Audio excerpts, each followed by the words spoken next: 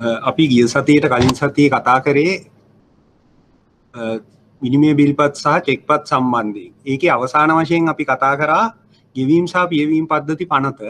ඒකෙදි සමහර සාමාන්‍යයෙන් ඒකේ වෙලාවත් එක්ක මම ටිකක් වේගෙන් කතා කරගෙන ගියපු නිසා තේරුම් නැති මොනවා හරි ප්‍රශ්න තියෙනවා නම් අද පාඩම පටන් ගන්න කලින් බලමු මේ ගෙවීම් සහ පියවීම් පද්ධති පනත ආයි මතක් කරන්න ඕනද නැත්නම් ඒක තේරුම් නැති මොනවා හරි ප්‍රශ්න තියෙනවද?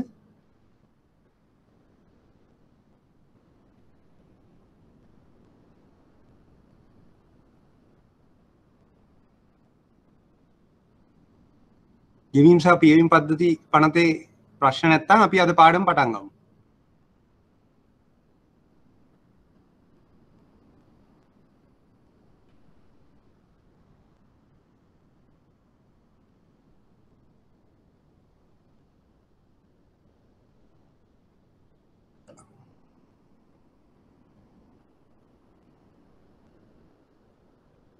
හරි එහෙනම් අපි අද පාඩම් පටන් ගමු. මම හිතන්නේ ගෙවීම් සහ පියවීම් පද්ධති පනත සම්බන්ධයෙන් ප්‍රශ්න නැතුව ඇති. එතකොට අද අපි කතා කරන්නේ මුදල් විශුද්ධීකරණය සහ ත්‍රස්තවාදී මූල්‍යකරණය සම්බන්ධයෙන්. එතකොට මුදල් විශුද්ධීකරණය සහ ත්‍රස්තවාදී මූල්‍යකරණය සම්බන්ධයෙන් බැංකු වලට විශාල කාර්යභාරයක් තියෙනවා කරන්නේ ඒ නැවැත්වීම සඳහා. මොකද බැංකු පද්ධතිය හරහා තමයි මුදල් විශුද්ධීකරණය නැත්නම් ත්‍රස්තවාදී මූල්‍යකරණය සම්බන්ධයෙන් ලෝකේ පුරාම විවිධ සංවිධාන එහෙම නැත්නම් විවිධ පුද්ගලයින් තමන්ගේ ක්‍රියාකාරකම් කරන්නේ. ඒ නිසා තමයි මේ බැංකු සහ මූල්‍ය ආයතන වලට මෙම මුදල් විශුද්ධීකරණය සහ ත්‍රස්තවාදී මූල්‍යකරණය සම්බන්ධයෙන් වන නීතිවල වැඩි ප්‍රමාණයක් වගකීම් පවරලා තියෙනවා. ඒකට අපි මුලින්ම බලමු මොකද්ද මුදල් විශුද්ධීකරණය කියන්නේ කියලා. ඒතර මුදල් විශුද්ධීකරණය කියන එක මූලික වශයෙන්ම ගත්තොත් යම් නීති විරෝධී ආකාරයකට උපයන මුදල්. ඒතකොට මේ නීති විරෝධී ආකාරය කියන එක ඕනෑම නීති විරෝධී ක්‍රියාවකින් වෙන්න පුළුවන්. මත්ද්‍රව්‍ය ජාවාරමක්, ත්‍රස්තවාදී ක්‍රියාවක්, එහෙම නැත්නම් මිනිස් ජාවාරමක් වැනි ක්‍රියාවකින් එකතු කරගන්නා මුදල් තමා ඒ මුදල් උපයාගත් ආකාරය සංගවමින් එහෙම නැත්නම් තමන් මේ මුදල් උපයාගත් වංචනික එහෙම නැත්නම් නීති විරෝධී ආකාරය සංගවමින් සාමාන්‍ය මූල්‍ය පද්ධතියට එකතු කිරීම තමයි අපි කියන්නේ මූල්‍ය මුදල් විශුද්ධීකරණය කියලා. එතකොට මේ මුදල් විශුද්ධීකරණය කියන එක වෙන මූලිකම ක්‍රමය තමයි යම් පුද්ගලයෙක් තමන් නීති විරෝධී ක්‍රමයකින් උපයන මුදලක් තමන්ගේ බැංකු ගිණුමක් කරා එහෙම නැත්නම් වෙනත් මූල්‍ය ආයතනයක තියෙන ගිණුමක් කරා තමන් නීත්‍යානුකූලව ඉපයූ මුදල් සමග එකතු කරනවා. එතකොට එසේ එකතු කිරීමෙන් පසුව අපිට හොයාගන්න බෑ මේක නීති විරෝධී මුදල්ද නීත්‍යානුකූල මුදල්ද කියලා. ඒක තමයි තියෙන බරපතල ප්‍රශ්නේ. ඒ නිසා තමයි මේ මුදල් විශුද්ධීකරණය සම්බන්ධයෙන් එහෙම නැත්නම් මුදල් විශුද්ධීකරණය නැවැත්වීම සම්බන්ධයෙන් බැංකු සහ මූල්‍ය ආයතන වලට විශාල වගකීමක් තියෙනවා. එතකොට මූලික වශයෙන්ම මුදල් විශුද්ධීකරණයේදී සිද්ධ වෙන්නේ නීති විරෝධී ආකාරයට උපයන මුදලක් බැංකු සහ මූල්‍ය පද්ධතිය එහෙම නැත්නම් බැංකු සහ වෙනත් මූල්‍ය ආයතනයක් කරහා නීත්‍යානුකූල මුදල් සමග මිශ්‍ර කරලා ඒ වයින් නීත්‍යානුකූල වත්කම් මිලට ගන්න. එහෙම නැත්නම් නීත්‍යානුකූල වත්කම් වල ආයෝජනය කරනවා. එතකොට එසේ ආයෝජනය කිරීමෙන් පසු එය අර නීති විරෝධී මුදල් නීත්‍යානුකූල මුදල් සමග මිශ්‍ර වීමෙන් පසුව ඒක අපිට හොයාගන්න බෑ මේක නීති විරෝධී ආකාරයට ඉපයූ මුදලක්ද නැත්නම් නීත්‍යානුකූල ප්‍රභවයකින් ලැබුණු මුදලක්ද කියලා. එතකොට මුදල් විශුද්ධීකරණය කියන එක සරලව කිව්වොත් යම් නීති විරෝධී ආකාරයකට උපයන මුදලක් නීත්‍යානුකූල මුදල් බවට පරිවර්තනය කිරීම බැංකුවක් හෝ එහෙම නැත්නම් වෙනත් මූල්‍ය උපකරණයක් කරා. ඒ තමයි මුදල් විශුද්ධීකරණය කියලා කියන්නේ. පැහැදිලිනේ? ඒක පැහැදිලි නේද? මුදල් විශුද්ධීකරණය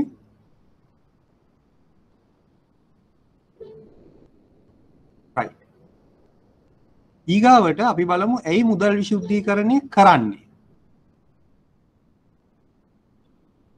මුදල් විශුද්ධීකරණය සිදු කිරීමට හේතුව. මූලිකම හේතුව තමයි නීති විරෝධී ආකාරයට ඉපැයූ මුදල් sorry තබා ගැනීමෙන් එම නීති විරෝධී මුදල් ඉපැයූ නීති විරෝධී ක්‍රියාකාරකම නීතිය ඉදිරියේ ඔප්පු කරන්න පුළුවන් වෙනවා. ඒ කියන්නේ අපි හිතමු යම් කෙනෙක් නීති විරෝධී මුදල් ළඟ තියාගෙන හිටියොත් අපි හිතමු මත්ද්‍රව්‍ය ජාවාරම කරන පුද්ගලයෙක් නීති විරෝධී ආකාරයට මේ මද්‍යද්‍රව්‍ය ජාවාරමෙන් උපයන්නේ මුදල්. එම මුදල් තමන්ගේ ළඟ සන්තකේ තබා ගන්නකොට පැහැදිලිවම අපිට පුළුවන් මොහු මද්ද්‍රව්‍ය ජාවාරමෙන් ඉපෙවූ මුදල් මෙන්න මේ මුදල් ටික ඉපයලා තියෙන්නේ මද්ද්‍රව්‍ය ජාවාරමෙන් කියලා නීතිය ඉදිරියේ ඔප්පු කරන්න. ඒ වගේම අර මද්ද්‍රව්‍ය ජාවාරම සම්බන්ධ නීත්‍යානුකූල ක්‍රියාවලියක එහෙම හිතමු මද්ද්‍රව්‍ය ජාවාරම සම්බන්ධයෙන් නීතිමය කටයුත්තකදී අපිට සාක්ෂි වශයෙන් මේ මුදල් ඉදිරිපත් කරන්න පුළුවන්. ඔබගොල්ලන්ට මතක ඇති මේ ගිය සතියට කලින් සතියේ එක්තරා නිවසකින් හමු වෙන විශාල මුදල් තොගයක් ඒ නිවසේම මද්ද්‍රව්‍යයක් හම්බෙ. එතකොට මේ දෙකම අත්අඩංගුවට ගන්න. දැන් සාමාන්‍ය මුදල් ළඟ තබා ගැනීම වරදක් නෙවෙයිනේ ලංකාවේ හැටියට. මුදල් ඕන ප්‍රමාණයක් ළඟ තියා ගන්න පුළුවන්. එතකොට මුදල් ළඟ තබා ගැනීම වරදක් වෙන්නේ නැහැ. සාමාන්‍ය වශයෙන් ගත්තාම. හැබැයි මේ අවස්ථාවේදී අය මුදල් අත්අඩංගුවට ගත්තේ. අන්න ඒ හේතුව තමයි මොහු නීති විරෝධී ක්‍රියාකාරකමක් කරගෙන හිටියා. එහෙම නැත්නම් මොහුගේ ව්‍යාපාරයේ නීති විරෝධී ක්‍රියාවක් ඒක ඔප්පු කිරීමට තමයි මේ මුදල අත්අඩංගුවට ගන්න. එතකොට යම් අවස්ථාවක රජය එහෙම නැත්නම් පොලිසිය එහෙම නැත්නම් අධිකරණයේදී සාක්ෂියක් විදියට මෙම මුදල් ටික ඉදිරිපත් කරනවා. එතකොට ඒකට විවහල් වෙනවා මේ පුද්ගලයා නීති විරෝධී ආකාරයට තමයි මේ මුදල් උපයලා තියෙන්නේ. ඒ නිසා තමයි මේ නීති විරෝධී ආකාරයට මුදල් උපයන පුද්ගලයෝ ඉතා වේගයෙන් තමන්ගේ මෙම නීති විරෝධී ආකාරයට උපයන මුදල් සාමාන්‍ය මුදල් ප්‍රවාහයට එකතු කරන්නේ. එහෙම නැත්නම් නීත්‍යානුකූල මුදල් ප්‍රවාහයට එකතු කරන්නේ. ඒ සඳහා උන් යොදා ගන්න විවිධ බැංකු එහෙම නැත්නම් වෙනත් මූල්‍ය ආයතන එහෙම නැත්නම් වෙනත් මූල්‍ය උපකරණ. ඒක තමයි අපි මුදල් විශුද්ධීකරණය වැළැක්වීමේදී අපි බැංකුවක් මූල්‍ය ආයතනයක් විදියට බලන්න ඕන. මේ මුදල් විශුද්ධීකරණය එහෙම නැත්නම් නීති විරෝධී ආකාරයට උපයන මුදල් බැංකුවක් එහෙම නැත්නම් මූල්‍ය ආයතනයක් තුලින් කොහොමද නීත්‍යානුකූල තත්ත්වයට පත් කරන්නේ? ඒක වැළැක්වීමට තමයි මූල්‍ය ආයතන වලට ක්‍රියා කරන්න නීති සම්පාදනය කරලා තියෙන්නේ. ඒතකොට පළවෙනි එක තමයි තමන්ගේ මේ කරපු නීති විරෝධී ක්‍රියාව ඔප්පු කිරීමට යොදා ගන්න පුළුවන් මේ නීති විරෝධී ආකාරයට ඉපෙවූ මුදල් ළඟ තබා ගැනීම නිසා. ඒ නිසා තමයි ඔවුන් ඒ නීති විරෝධී ආකාරයට ඉපෙවූ මුදල් ඉතා ඉක්මනින් නීත්‍යානුකූල මුදල් සමග මිශ්‍ර කරන්නේ. දෙවෙනි එක තමයි නීති විරෝධී ක්‍රියාකාරකම් වලින් උපයන වත්කම් සංගවීම සඳහා. එසේ නැත්නම් මෙම වත්කම් අපිට අත්අඩංගුවට ගන්න පුළුවන්. ඒ කියන්නේ නීති විරෝධී ක්‍රියාකාරකම ඔප්පු කරගන්න පුළුවන් වෙච්ච වෙලාවට ඔහුගේ දේපල එහෙම නැත්නම් ඔහුගේ එම නීති විරෝධී ව්‍යාපාරයෙන් ඉපෙවූ මුදල රාජසන්තකකරණය කරන වළක්ව ගන්න තමයි ඔවුන් මේ උපයන මුදල නීත්‍යානුකූල මුදල් බවට පත් කරනවා. එහෙම නැත්නම් නීත්‍යානුකූල මුදල් සමග මිශ්‍ර කරනවා. එතකොට ඒක අර ක්‍රියාව ඔප්පුණත් ඔවුන් ඉපෙවූ මුදල අත්අඩංගුවට ගන්න බැරි වෙනවා. ඒක රාජසන්තක කරන්න බැරි වෙනවා. ඒක තමයි දෙවෙනි හේතුව. ඊගාවට අනිත් එක තමයි බදු පැහැරහැරීම. බදු පැහැරහැරීම කියන්නේ විශේෂයෙන්ම ආදායම් බදු වගේ දේවල් වලට නීති විරෝධී ආකාරයට උපයන මුදල් හසුවන්නේ නැහැ. මොකද ඒවා නීති විරෝධී ක්‍රම. සාමාන්‍යයෙන් රටේ ආදායම් බදු පනවන්නේ නීත්‍යානුකූල ආදායම් ප්‍රභවයන් වලට. ඒකට එම ආදායම් උපයලා තියෙන නීති විරෝධී ක්‍රමයකින් නම් ඒකට ආදායම් බද්දක් ගෙවීමට අවශ්‍ය වන්නේ නැහැ ඒ උපයපු පුද්ගලයාට. අන්න ඒ සඳහා ඔවුන් නීති විරෝධී ආකාරයට උපයන මුදල් නීත්‍යානුකූල මුදල් වලින් වෙන් කරගෙන තමන්ට අරගෙන පසුව ඔවුන් ඒ යොදා ගන්නව වෙනත් වත්කම් මිලට ගැනීමට. ඊගාව එක තමන්ගේ ලාභ උපරිම කිරීමට. ලාභ උපරිම කිරීම සඳහා විවිධ පුද්ගලයෝ නීති විරෝධී ක්‍රම මගින් මුදල් උපයීම සිද්ධ කරනවා. ඔය නීති විරෝධී ආකාරයට මුදල් උපයීමට හේතු. ඊගාවට අපි බලමු කොහොමද මුදල් විශුද්ධීකරණය කියන එක සාමාන්‍යයෙන් සිද්ධ වෙන්නේ කියලා.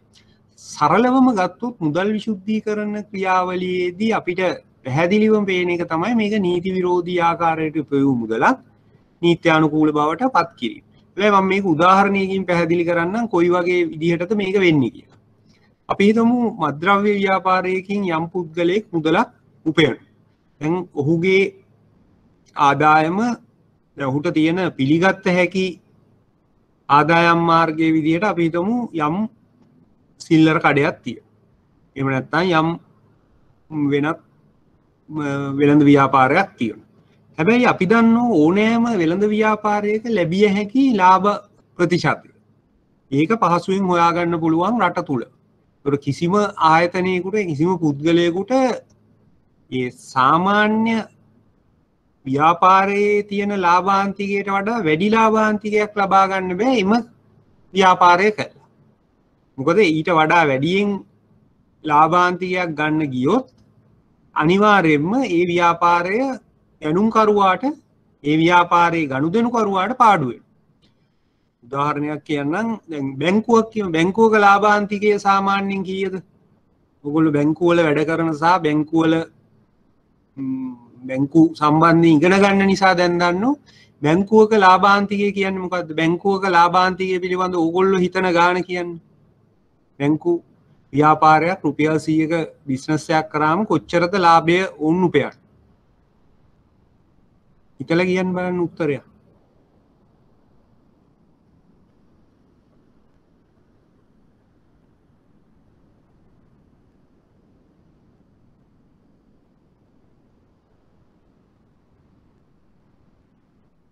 කියන උත්තර දෙන්න කට්ටිය නැද්ද මෙතන සම්බන්ධ වෙලා?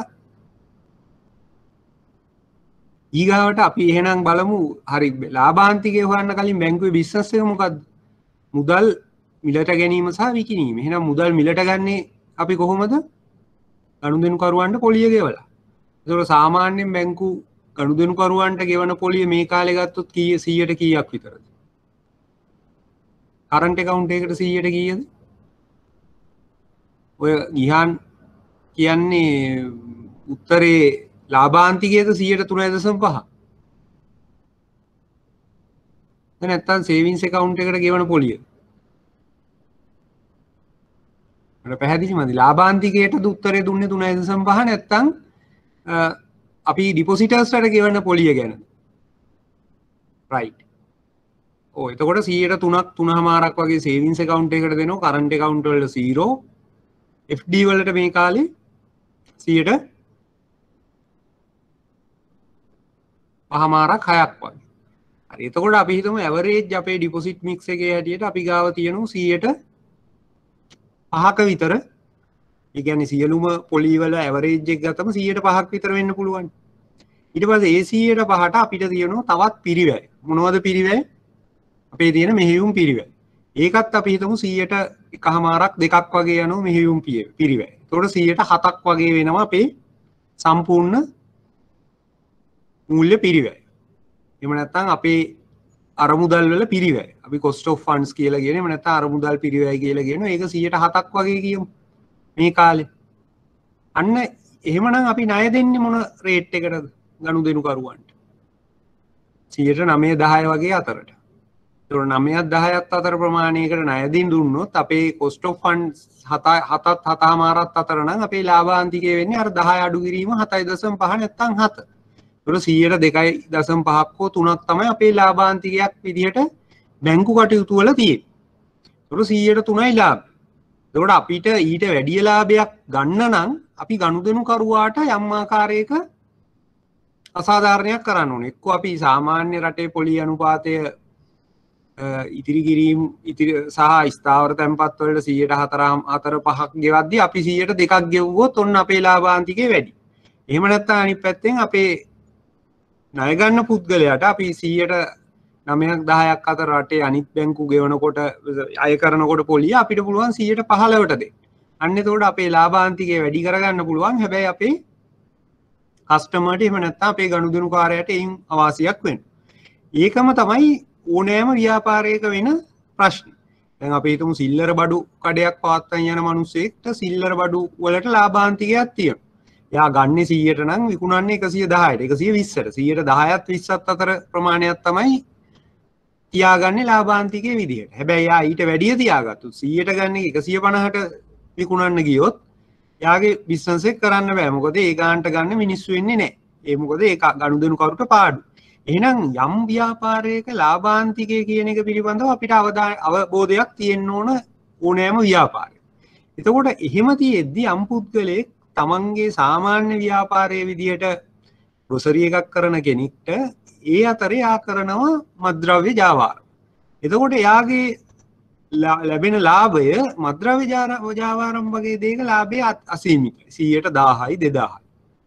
මොකද ඒකට මිලක් නැහෙනේ. වෙළඳපොළ මිලක් නැහැ. ඕනෑම අවස්ථාවක ඉල්ලුම් කරුවාගේ ඉල්ලන මිලට තමයි සැපයුම් කරුවා දෙන්නේ. එහෙම නැත්නම් සැපයුම් කරුවා කියන මිලට ඉල්ලුම් කරුවා කැමති වෙනවා. මොකද එතන තියෙන භාණ්ඩවල හිගතාවය නිසා. එතකොට ඒ නිසා උන්ට අසීමිත ලාභයක් ගන්න පුළුවන්. ඒ විදිහට හොයන ලාභයක් සිල්ලර කඩයක් පවත්වාගෙන යන පුද්ගලයා ගෙනල්ලා බැංකුවට දානවා අර තමන්ගේ මද්‍රව්‍ය ව්‍යාපාරයේ එන සල්ලිත් බැංකුවට ගෙනත් දානවා. එතකොට බැංකුකරුවාට මේක පැහැදිලිවම පේන්න ඕන මේ පුද්ගලයා කරන්නේ මේ කියන බිස්නස් එක නෙවෙයි. මොකද සාමාන්‍යයෙන් අපිට අවබෝධයක් තියෙන්න ඕන මේ පුද්ගලයෙක්ට යම්කිසි පුද්ගලයෙක් තමන්ගේ ව්‍යාපාරයේ විදියට දෙන්නේ ග්‍රොසරි එකක් නම් ඒ ග්‍රොසරි එක්ක ලාභාන්තිකය වෙන්න ඕන මෙච්චරයි. ඊට වඩා ඔහු ගෙනත් දානවනම් මුදල් අනිවාර්යයෙන්ම මෙතන තියෙනවා වෙන වංචනික ක්‍රියාවකින් එහෙම නැත්නම් නීති විරෝධී ආකාරයට උපයන මුදල. ඒ නිසා තමයි මේ පුද්ගලයෝ නීති විරෝධී ආකාරයට ගේන මුදල් තමන්ගේ නීත්‍යානුකූල මුදල් සමග මිශ්‍ර කිරීම ඉතා පරිස්සමින් කරයි. සමහර වෙලාවට එකම පුද්ගලයාට පුළුවන් ගිණුම් 10ක් විතර අර එකම ව්‍යාපාරය පවත්වාගෙන යන ව්‍යාපාරයේ බිස්නස් රෙජිස්ට්‍රේෂන් එක පෙන්නලා බැංකු 10ක ගිණුම් 10ක් විවෘත කරන්න පුළුවන්. හැබැයි අපි බිස්නස් රෙජිස්ට්‍රේෂන් එකට ඒ ගිණුම් විවෘත කරොත් ඒ පුද්ගලයා කවුද, තනි පුද්ගලයෙක්ද, එහෙම නැත්නම් ඔහු පුද්ගලයන් කීප දෙනෙක්ද කියන එක පැහැදිලි වෙනවා. මොකද ඔහුගේ දත්ත අපි සියලුම බැංකු ලබා ගන්න.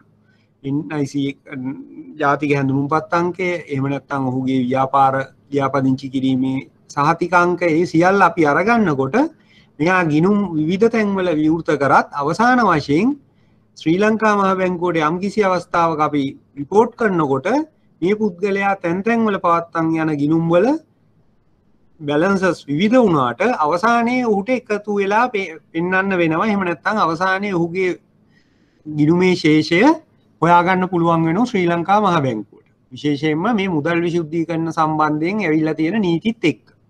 එහෙනම් මේක වළක්වන්න තමයි, එහෙම නැත්නම් මේන හසුවීම වළක්වන්න තමයි මේ මුදල් විශුද්ධීකරණ ක්‍රම වේදයන් විවිධාකාරයට යොදා ගන්න. එතකොට එක ක්‍රමයක් තමයි මේ නීත්‍යානුකූල ක්‍රමයකින් විවිධ, ඒ කියන්නේ ගිණුම් කීපයක් විවෘත කරනවා විවිධ බැංකුවල. එහෙම නැත්නම් එකම පුද්ගලයා වෙනුවට පුද්ගලයෝ කීප දෙනෙක් මේ බිස්නස් එකට, ඒ කියන්නේ අපි හිතමු ඒ ගෙදර 5 දෙනෙක් ඉන්නවා. අම්මයි තාත්තයි ළමයි 3 දෙනා. මේ එකම බිස්නස් එක වෙනුවෙන් ගිණුම් 5 විවෘත කරන්නේ බැංකු 5ක මේ 5 දෙනා. එතකොට ඔවුන්ට පුළුවන් 5 දෙනාගේ නමට යම් යම් ආකාරයකට මුදල් තැන්පත් කිරීමක් කරන්න. අන්න ඒ ආකාරයට මේ නීති විරෝධී ආකාරයට උපයන මුදල් විවිධ ක්‍රම යොදා ගන්නවා මේ නීත්‍යානුකූල පද්ධතියට එකතු කරලා. ඊට පස්සේ බැංකුවට තැන්පත් කරාට පස්සේ දෙවනි ට්‍රාන්සැක්ෂන් එක වෙන්නේ බැංකුවෙන් තව බැංකුවකට ට්‍රාන්ස්ෆර් කරන එක. එහෙම නැත්නම් බැංකුවකින් වෙනත් ගිණුමකට මාරු කරනවා. එතකොට ඒක යන්නේ බැංකුවක් කරානේ. එතකොට යම් ආකාරයකට අනිත් බැංකුව පුද්ගලයෙක් සල්ලි ගෙන ඩිපොසිට් කරන වෙලාවේදී හොයන ප්‍රමාණයට වඩා අඩුවෙන් තමයි අවධානය යොමු කරන්නේ බැංකුවකින් මුදල් එනකොට. මොකද දෙවනි බැංකුව හිතනවා පළවෙනි බැංකුව මේ ගැන හොඳ අවබෝධයකින්, එහෙම නැත්නම් වුන් හරියට හොයලා බලලා තමයි මේ සල්ලි ටික අරන් තියෙන්නේ. අපිට ආයි වැඩි හොයන්න ඕනේ. අපි බලන්නේ කවුද එව්වේ, කාගේ account එකෙන්ද එව්වේ, මොන බැංකුවෙන්ද සල්ලි ආවේ, කාගේ account එකෙන්ද ආවේ කියන එක හොයලා අපි අපේ යා රෙමිට් කරපු account එකට අපි ක්‍රෙඩිට් කරනවා. එතන එහෙනම් එක අවස්ථාවක බැංකුවකට මුදල් ටික තැන්පත් කර ගැනීම තමයි අමාරු. ඊට පස්සේ තුන්වෙනි පියවර වෙන්නේ ඒ හරහා විවිධ ගනුදෙනු රාශියක් සිද්ධ කරනවා. අපිට ඒ කියන්නේ යම්කිසි පුද්ගලයෙක් නීති විරෝධී ආකාරයට මුදල් උපයපු පුද්ගලයෙක්ගේ මුදල් හොයන්න ඔහුගේ ගිණුම් පිරික්සුවොත් හොයාගන්න බැරි වෙන්න ගනුදෙනු විශාල ප්‍රමාණයක් කරනවා. ඒ කියන්නේ අනවශ්‍ය විදිහට එකම account එකම කස්ටමර් තමන්ගේ ගිණුම් කීපයක් අතරේ මුදල් හුවමාරු කරනවා. හේතුවක් නැතුව. එහෙම නැත්නම් එකම කස්ටමර් තමන්ගේ ඥාතීන්, එහෙම නැත්නම් යාළුවන්, එහෙම නැත්නම් මෙම ව්‍යාපාරයේ අනිත් සහායකයන්ගේ එක ගිණුම් වලට විවිධ වර්ග ප්‍රමාණයේ මුදල් හුවමාරු කරන අනවශ්‍ය ආකාරයට. එහෙම කරාම මෙහුගේ ගිණුම් වාර්තා සංකීර්ණ වෙනවා. එතකොට හොයාගන්න බෑ මේ සල්ලි කොහෙන්ද ආවේ. ඇත්තටම මෙයාට මොකක්ද උනේ? විශේෂයෙන්ම සමහර විශේෂයෙන්ම මේ මුදල් විශුද්ධීකරණය කරන පුද්ගලයෝ කරන තවත් දෙයක් තමයි ණය ලබා ගන්න. යා ණයක් අරගන්නවා අවශ්‍ය නැහැ නමුත් බොරුවට හරි ණයක් ගන්න. ඊට පස්සේ යා කරන්නේ ණය ගෙවන. ඒතකොට ණය ගෙවනකොට බැංකුවක් හොයන්නේ නැහැ නේ. යා බැංකුව බලන්නේ ණය ගත්ත ණය ගෙවා ගන්න. ඒතකොට ඒගොල්ලෝ බලන්නේ ණය ගෙවුවා නම් හරි. හැබැයි ඇත්තටම මෙයා ණය අරගෙන තියෙන්නේ මේ මුදල් විශුද්ධීකරණය සඳහා. ඇත්තටම මෙයාට ණය අවශ්‍යතාවයකට නෙවෙයි.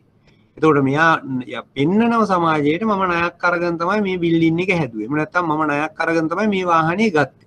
හැබැයි ඇත්තටම කරලා තියෙන්නේ මොකද්ද? ඔහුගේ විශුද්ධීකරණය තුලින් ඔවුන් නීති විරෝධී ආකාරයට පෙවූ මුදල් වලින් තමයි මේ වත්කම් මිලට අරගෙන තියෙන්නේ. හැබැයි බැංකු ණය පෙන්නනවා යම් අවස්ථාවක නීතියෙන් බේරීම සඳහා. ඊට පස්සේ ඔහුගේ ණය සමහරට අනිත් ගනුදෙනු කරුවන්ට වඩා වේගයෙන් පියවන.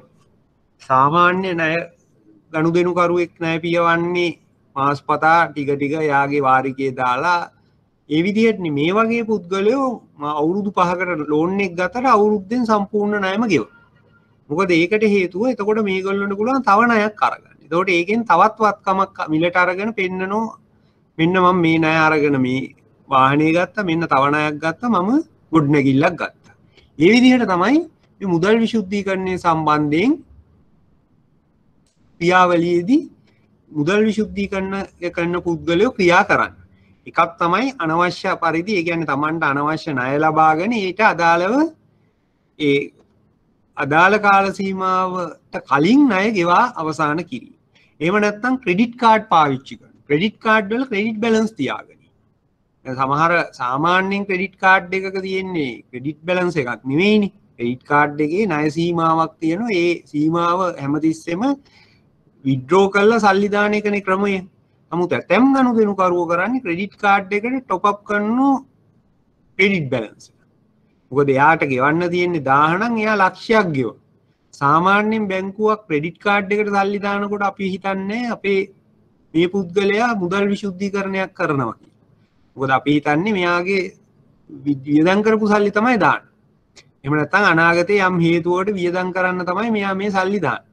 ඊට පස්සේ එයා ඒක යූස් කරනෝ තමන්ගේ ෆයිනෑන්ෂල් ට්‍රාන්සැක්ෂන් එකට වෙන බැංකුවකට ක්‍රෙඩිට් කාඩ් එකකින් ෆන්ඩ් ට්‍රාන්ස්ෆර් කරනවා. එහෙම නැත්නම් ක්‍රෙඩිට් කාඩ් එක හරහා වෙන බැංකුවකට ගිහිල්ලා තැන්පතුවක් විවෘත කරනවා. තමන්ගේ මේ ක්‍රෙඩිට් කාඩ් එකේ සල්ලි පාවිච්චි කරනවා. ඒ විදිහට මේ විවිධ ක්‍රම පාවිච්චි කරනවා මේ මුදල් විශුද්ධීකරණය සඳහා. තවත් ජනප්‍රිය ක්‍රමයක් තමයි ලංකාවේ ওই ඉඩම් සහ නිවාස මිලට ගැනීම කරනවා. එහෙම නැත්නම් නිවාස දීපල විකුණුම් ආයතන පවත්වාගෙන යන මුදල් විශුද්ධීකරණය සඳහා. ඒකට මම උදාහරණයක් කියන්න අපි හිතමු අපි නමට ඒ කියන්නේ ඇත්තටම මුදල් විශුද්ධීකරණයෙන් හොයපු මුදලක් තියෙනවා එක්තරා පුද්ගලයෙක් ගාව X ගාව තියෙනවා කියමු මිලියන 100ක්. දැන් එයාට ඕන මේක ඒ කියන්නේ නීති විරෝධී ආකාරයට ඉපෙව් මිලියන 100ක් අතේ තියෙනවා. දැන් එයාට ඕන එක නීත්‍යානුකූල බවට පත් කරන්න. එයා මොකද්ද කරන්නේ? එයාගේ නමින් හරි වෙන යාළුවෙක්ගේ දෙතුන් දෙනෙක් එකතු වෙලා දීපල විකිණීම් සමාගමක් ක්‍රියාපදිංචි කරනවා. ඉඩම් මිලටගෙන විකිණීමේ සංවර්ධනය කර විකිණීමේ සමාගමක්. එතකොට පහසුවෙන්ම ඔය වගේ සමාගමක් රෙජිස්ටර් කරනාට පස්සේ හරි පහසුයි වැඩේ. දැන් මෙයාලා ගාව තියෙනවා අර මිලියන 100ක විතර වටින සල්ලි. දැන් මෙයා කරන්නේ මේන් මිලියනයක් විතර වියදම් කරලා ඉඩමක් මිලට ගන්න. එහෙම නැත්නම් අඩු වටිනාකමක් සහිත මෙයාලගේම ඉඩමකට. එහෙම නැත්නම් මෙයා පුද්ගලයෙක් විදියට ගිහිල්ලා දීපල සමාගම වෙනම තියෙද්දි මෙයා පුද්ගලයෙක් විදියට ගිහිල්ලා ඉතා අඩු වටිනාකමකින් ඉඩමක් මිලට ගන්න. වෙන පුද්ගලයෙක්. අක්කර 5ක් විතර ගන්නවා මිලියන 5කට විතර. ඊට පස්සේ මේ සමාගමට විකුණනෝ වැඩි මිලකට. එතකොට මේ සමාගමෙන් මෙයාට සල්ලි දෙන්නේ ඉඩමටනේ. එතකොට මෙයාට මේක පුළුවන් account කරන්න මම මගේ අහවල් ඉඩම විකුණා ලබාගෙන ගත් මුදල. එතකොට ඒක නීත්‍යානුකූල ගනුදෙනුවක් ලංකාව තුල. ඊට පස්සේ සමාගමෙන් සල්ලි දෙනවා කියන්නේ අර විශුද්ධීකර ඒ කියන්නේ නීති විරෝධී ආකාරයට ඉපෙව් මිලියන 100න් තමයි මිලියන 10ක් විතර මේ ට්‍රාන්සැක්ෂන් එකට දෙන්නේ. ඊට පස්සේ සමාගම කරන්නේ අරක ආයිත් මේගොල්ලොන් ඉන්න අනිත් පාර්ට්නර් කෙනෙකුට ගත්ත 100ට 200කට විකුණන. එතකොට සමාගමටත් ලාභයි. එතකොට සමාගමටත් පුළුවන් අර යම් ආකාරයකට තවත් නීති විරෝධී ආකාරයට ඉපෙව් මුදල නැවත වතාවක් ඔහුගේ ගිණුමට දාගන්න, ඒ කියන්නේ සමාගමේ ගිණුමට දාගන්න නීත්‍යානුකූල ආකාරයට ලැබුණු මුදලක්.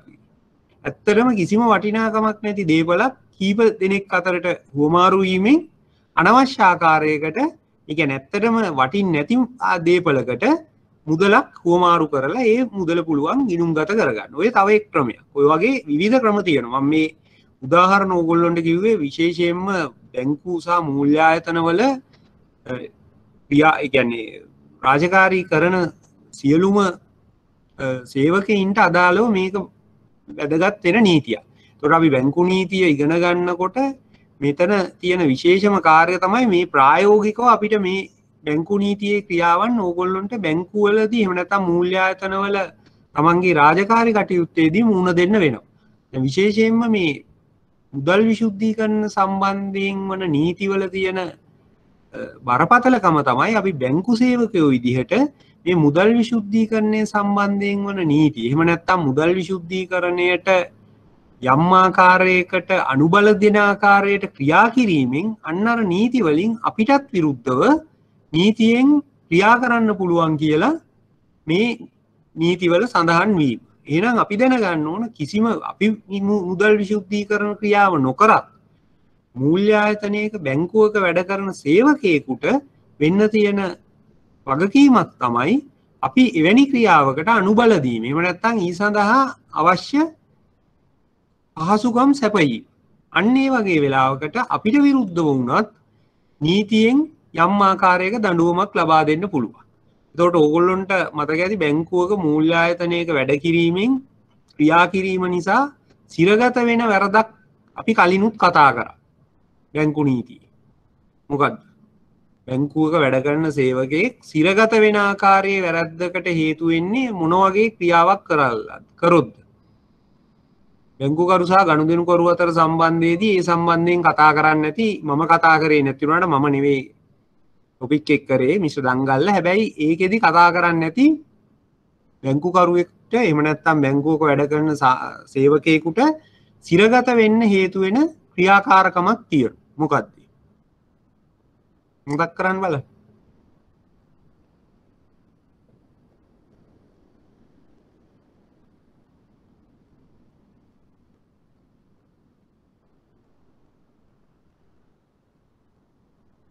මතක නැද්ද?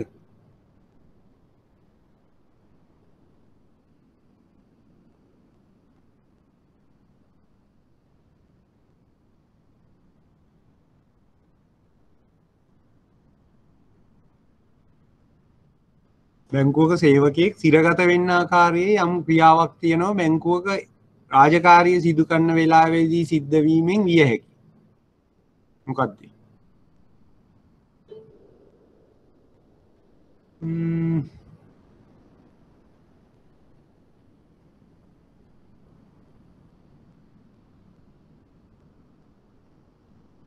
හරි. රහස්‍යභාවය සුරකීම කඩකරු. අන්න ඒ වගේ තත්ත්වයක් එනවා මේ මුදල් විශුද්ධීකරණය එහෙම නැත්නම් ත්‍රස්තවාදී මූල්‍යකරණයෙන් සම්බන්ධ නීතිවලදී. අපි මුදල් විශුද්ධීකරණය අපි නොකරට අපි ඊට අවශ්‍ය නීතිය ක්‍රියාත්මක කිරීමට අදාළව කටයුතු නොකරොත්, එහෙම නැත්නම් යම් පුද්ගලයෙක් නීති විරෝධී ආකාරයට උපයන මුදලක් අපේ බැංකුව එහෙම නැත්නම් අපේ මූල්‍ය ආයතනය හරහා විශුද්ධීකරණයට ලක් කිරීම අපි නිහඬව බලාගෙන හිටියොත් අන්න අපිට අර වගේම චිරගත වීමේ දඬුවම ලැබෙන වරදක් විදිහට නීතිය සලකනවා. ඒ නිසා තමයි මේක විතා විශාල වශයෙන් අවධානය යොමු කරන්න ඕන. මොකද මේ බැංකු නීතිය ඉගෙනගෙන විභාගේ පාස් උනේ නැති වුණා.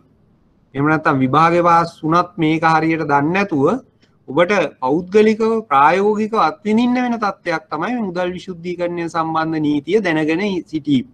එහෙම නැතිවීමෙන් අපිට විශේෂයෙන් කවුන්ටර් එක වැඩ කිරීමෙන් එහෙම නැත්නම් ගනුදෙනුකාර සේවයේ සපයවුවොත් ගිණුමක් විවෘත කරන අවස්ථාවක අපි මේ අවශ්‍ය ප්‍රතිපාදන අනුව ක්‍රියා නොකිරීම නිසා අපිට විරුද්ධව නීතියෙන් කටයුතු කරලා අපිව යම් ආකාරයක අපිට එරෙහිව සිර දඬුවමකට ලක්වීමේ එහෙම නැත්නම් සිරගත කිරීමේ නියෝගයක් එහෙම නැත්නම් දඬුවමක් ලබා දීමේ හැකියාව තියෙනවා.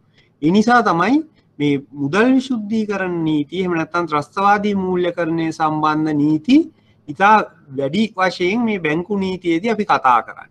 දැන් මේ නීති අපිට හඳුන්වලා දීලා තියෙන්නේ ලංකාවට දැනට වසර 15ක් වගේ කාලයක් ඇතුළත.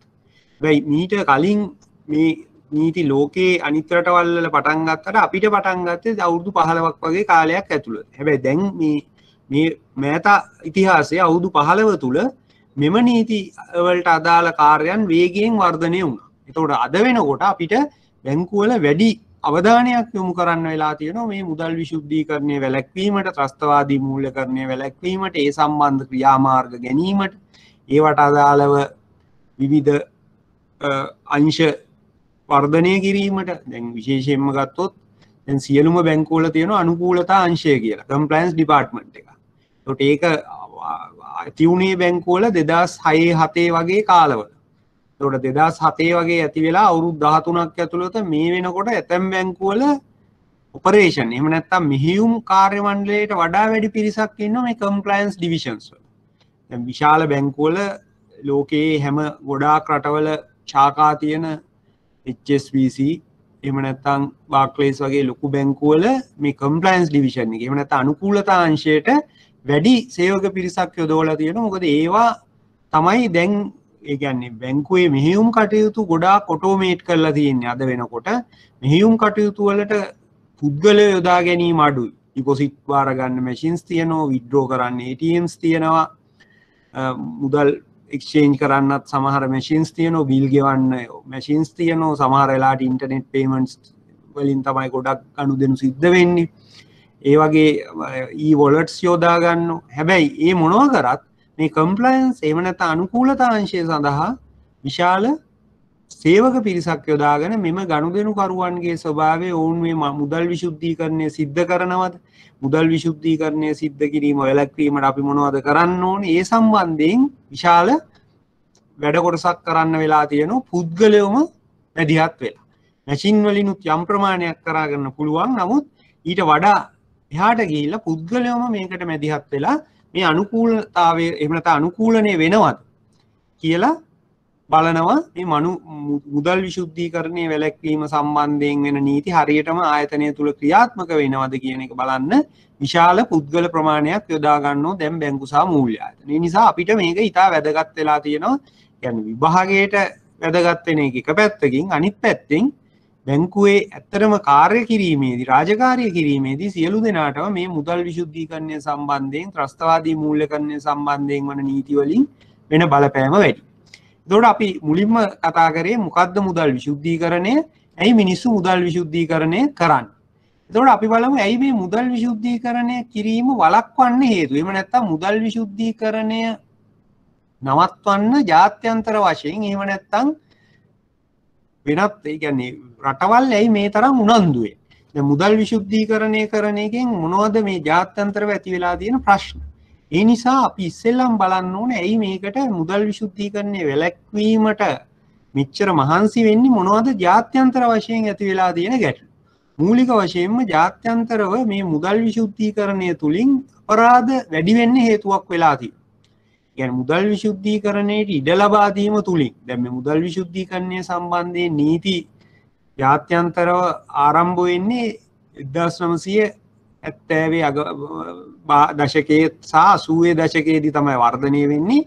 හැබැයි වඩාත් ක්‍රියාත්මක වීම තත්ත්වයට එන්නේ 1990 සහ 2000 කාලෙදී.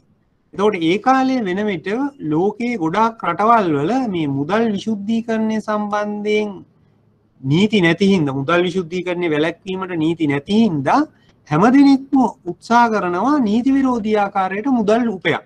ඒතකොට නීති විරෝධී ආකාරයට මුදල් උපයන්න පෙළඹෙනවා කියන්නේ නීති විරෝධී ක්‍රියාකාරකම් වැඩි වෙනෝ ජාත්‍යන්තරව. විශේෂයෙන්ම ජාත්‍යන්තරව මත්ද්‍රව්‍ය ව්‍යාපාර, එහෙම නැත්නම් ත්‍රස්තවාදී ක්‍රියාකාරකම්, එහෙම නැත්නම් සංවිධානාත්මක අපරාධ ඒව වැඩි වෙනවා. මේ මෙවැනි ක්‍රියාවලින් උපයන මුදල් නීත්‍යානුකූල මුදල් සමග සමානව සැලකීම නිසා. එතකොට කොහොම හරි ගමන්නේ මුදල් ඉපෙව්වොත් ඒ මුදල් වලින් ඔවුන්ට පුළුවන් සාමාන්‍ය පරිදි තමන්ගේ ජීවිතය ගත කරන්න. ඒ නිසා සමහර අය මුල් කාලේ අපරාධ වලට සම්බන්ධ වෙලා මුදල් හොයලා ඒ මුදල් වලින් පසුව ඒ වයින් අයින් වෙලා ජීවත් වෙන්නත් මේක යොදාගත්තා මුල් කාලේ.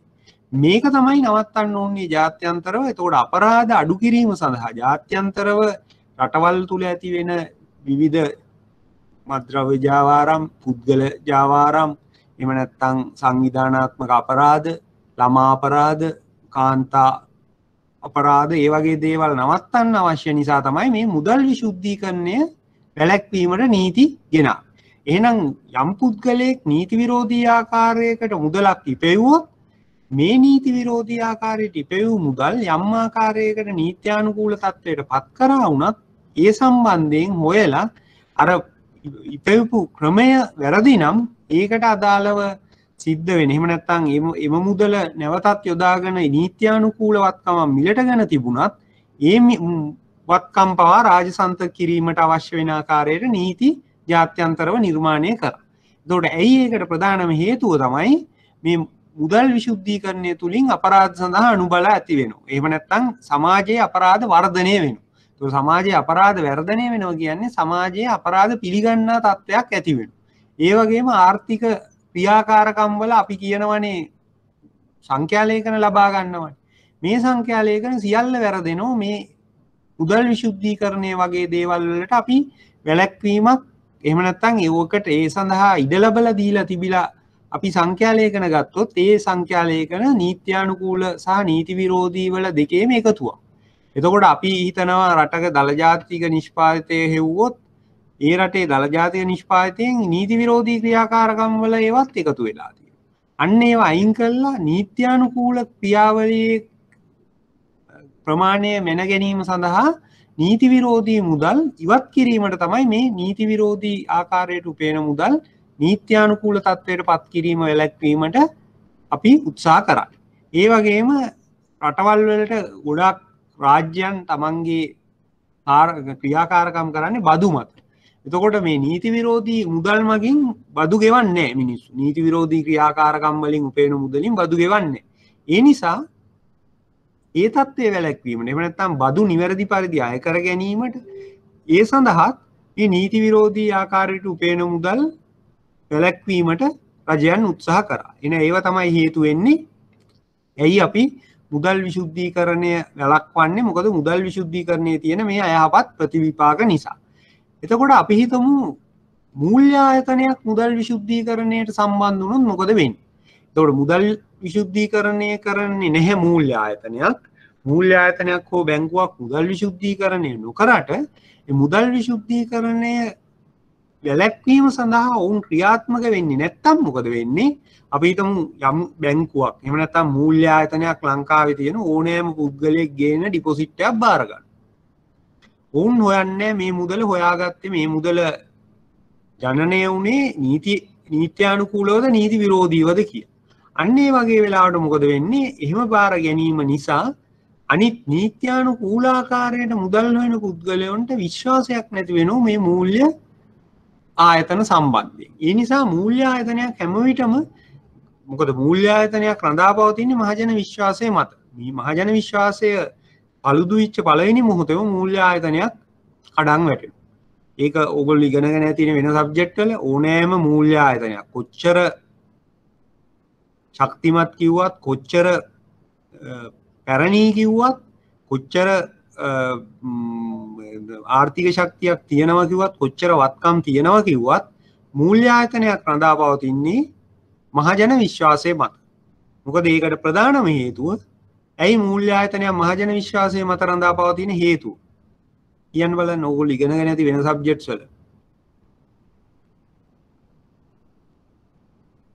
මහජන විශ්වාසය නැති වෙච්ච පළවෙනි මොහොතේම මූල්‍ය ආයතනයක් කඩාගෙන වැටෙන්නේ හේතුව වෙන්නේ ඇයි? හේතුව මොකක්ද?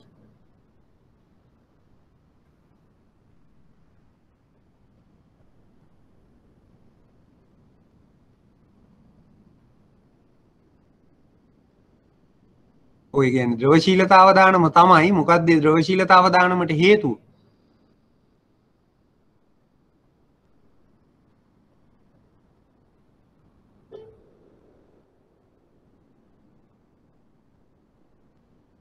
ඔව් පරිණත කාල පිළිබඳව තියෙන ගැටලුව. එහෙම නැත්නම් අපි ගාව ඩිපොසිට්ස් තියාගෙන ඉන්නේ අපි short term අපි අපේ lending portfolio එහෙම නැත්නම් අපි ණය දීලා තියෙන්නේ දීර්ඝකාලීන ණය විදිහට. එහෙනම් පුද්ගලයෙක්ගේ deposit අපි savings වල තියෙන සල්ලිත් අපි දීලා තියෙන්නේ 3 years or 5 years loans විදිහට. එහෙම නැත්නම් අපි 1 year FD වල සල්ලි දීලා තියෙන්නේ අවුරුදු 5ට හෝ 10ට. අන්න ඒ වගේ වෙලාවක අපි අපේ විශ්වාසය නැති වෙච්ච පළවෙනි මොහොතේම අපේ ඩිපොසිටර්ස් ලැබිලා අපෙන් සල්ලි ඉල්ලනවා. ඒතකොට අපිට ඒ සල්ලි ගෙවා ගන්න බෑ මොකද අපි අවුරුදු 5කට එකඟ වෙලා තමයි ණය දීලා තියෙන්නේ. අන්න ඒ අවස්ථාවේදී මූල්‍ය ආයතනය බිඳ වැටෙනවා. එහෙනම් මහජන විශ්වාසය කියන එක තමයි මූල්‍ය ආයතනයක තියෙන මූලිකම දේ වෙන කිසිම දෙයක් නෙවෙයි. ඒතකොට අනිත් සියලුම දේවල් හේතු වෙනවා විශ්වාසය ආරක්ෂා කර ගැනීම සඳහා. ඒකනේ මූල්‍ය ආයතනයක් විශාල වශයෙන් අනිත් ආයතන සමග අනිත් ආයතනයක් එක්ක බැලුවොත් මූල්‍ය ආයතන විශාල වශයෙන් ඇඩ්වර්ටයිසිං එහෙම නැත්නම් මාකටිං තමන්ගේ තත්ත්වය එළියට පෙන්වීම සඳහා විවිධ ක්‍රියාකාරකම් කරන්නේ මේ මහජන විශ්වාසය ආරක්ෂා කරගන්න. පොඩ්ඩක් හරි වීක් එහෙම නැත්නම් දුර්වලයි කියලා තේරුනොත් එළියට ඉතා ඉක්මනට මේ මිනිස්සු ටික ඇවිල්ලා සල්ලි ඉල්ලනකොට අපිට දෙන්න බෑ. හොඳම උදාහරණය කියන්නේ ලංකාවේ ඉතා පැරණි මූල්‍ය ආයතනයක් පසුගිය අවුරුදු දෙක තුල කඩාගෙන වැටුණා. මොකක්ද? දීර්ඝ ඉතිහාසයක් තිබ්බ මූල්‍ය ආයතනයක්. ඔව් දර්විනස් ETI එක නම් මෑතද ඇතිවිච්ච මෑත කාලීනව ඇතිවිච්ච ආයතනයක් නේ. ඒකට ලොකු ඉතිහාසයක් නැහැ. නමුත් දර්විනස් එක මම හිතන්නේ අවුරුදු 75කට ආසන්න කාලයක් මූල්‍ය ආයතනයක් විදිහට ලංකාවේ කටයුතු කරා. නමුත් එක්තරා ඒ කියන්නේ අපි කොච්චර පරණ වුණත් වැඩක් නෑ. එහෙම නැත්නම් අපි කොච්චර කාලයක් හිටියත් වැඩක් නෑ. එක්තරා මොහොතක අපේ කටයුතු වලින් මහජන විශ්වාසය පළුදු වුණොත් එම මොහොතේම මූල්‍ය ආයතනය කඩන් වැටෙනවා. එහෙනම් මේ මූල්‍ය ආයතනයක් මුදල් විශුද්ධීකරණය සම්බන්ධයෙන් විශාල ලෙස වග කියන්න ඕන, විමසන්න ඕන මහජන විශ්වාසය පළුදු වීම වැළැක්වීමට. එතකොට මහජන විශ්වාසයේ පළුදු වීම වැළැක්වීම කියන්නේ මිනිස්සුන්ට හිතුනොත් මේගොල්ලෝ ගාව තියෙන්නේ බ්ලැක් මනි, මේගොල්ලෝ ගාව තියෙන්නේ නීති විරෝධී මුදල් කියලා හිතුණු ගමන් වෙන්නේ මිනිස්සු ඇවිල්ලා බය වෙනවා මේ නීති විරෝධී මුදල් යම් ආකාරයකට මේ කටයුතු මුදල් විශුද්ධීකරණ නීතියකින් අල්ලගන්න ගියොත් එහෙම නැත්නම් මුදල් විශුද්ධීකරණය සම්බන්ධයෙන් මේ ආයතනයට නඩුවක් දැම්මොත් අපේ සල්ලි ටික ගන්න බැරි වෙනවා. එහෙනම් අපි මේ අපේ සල්ලි ටික අයින් කරගන්නවා කියලා ඉස්සෙල්ලාම මිනිස්සු අයින් කරගන්නවා තමන්ගේ ඒ කියන්නේ නීත්‍යානුකූල ආකාරයට උපයන මුදල් ටික අයින් කරගන්නවා. අන්න එතකොට අර ආයතනය කඩම් වැටෙන්න ඉඩ තියෙනවා. ඒ නිසා තමයි අපි මුදල් විශුද්ධීකරණ සම්බන්ධයෙන් විශාල වශයෙන් වග කියනවා. එහෙම නැත්නම් ඒ සම්බන්ධයෙන් විමසනවා කියන එක මහජනතාවට අපි කරනව විතරක් නෙවෙයි මහජනතාවට පෙන්වන්නත් ඕන. අපි ඒ සම්බන්ධයෙන් නිසි පරිදි ක්‍රියාවලියක යෙදෙන බව මිනිස්සුන්ට පේන්න අපි වැඩ කරන්න ඕන. එතකොට ඒ මත වෙන්නේ අපේ කීර්තිනාමය හානි වෙන එක. එහෙම නැත්නම් ඒ කියන්නේ මහජන විශ්වාසයේ පළුදු වීමත් එක්කම කීර්තිනාමය හානි වෙනවා. එතකොට කීර්තිනාමය හානි වෙනවා කියන්නේ අවසාන වශයෙන් ආයතනයේ කඩම් වැටෙනවා. ඒ වගේම අභ්‍යන්තර වංචනික ක්‍රියාවන් වැඩි වෙන්න පුළුවන් අපි මුදල් විශුද්ධීකරණය සම්බන්ධයෙන් ලිහිල් ක්‍රියාමාර්ග යෙදෙව්වොත්. මොකද සමහර මූල්‍ය ආයතන මම නම් කියන්න කැමති නෑ.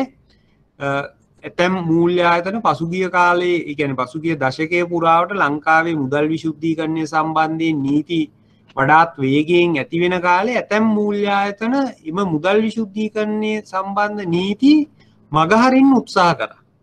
ඒ කියන්නේ අපි හිතමු එක් පුද්ගලයෙක් ගාව තියෙන ඉතා විශාල මුදලක් හැබැයි යාට හම්බ කරපු ආකාරය එහෙම නැත්නම් එයා ඉපෙව්ව ආකාරය හෙලි කරන්න බෑ.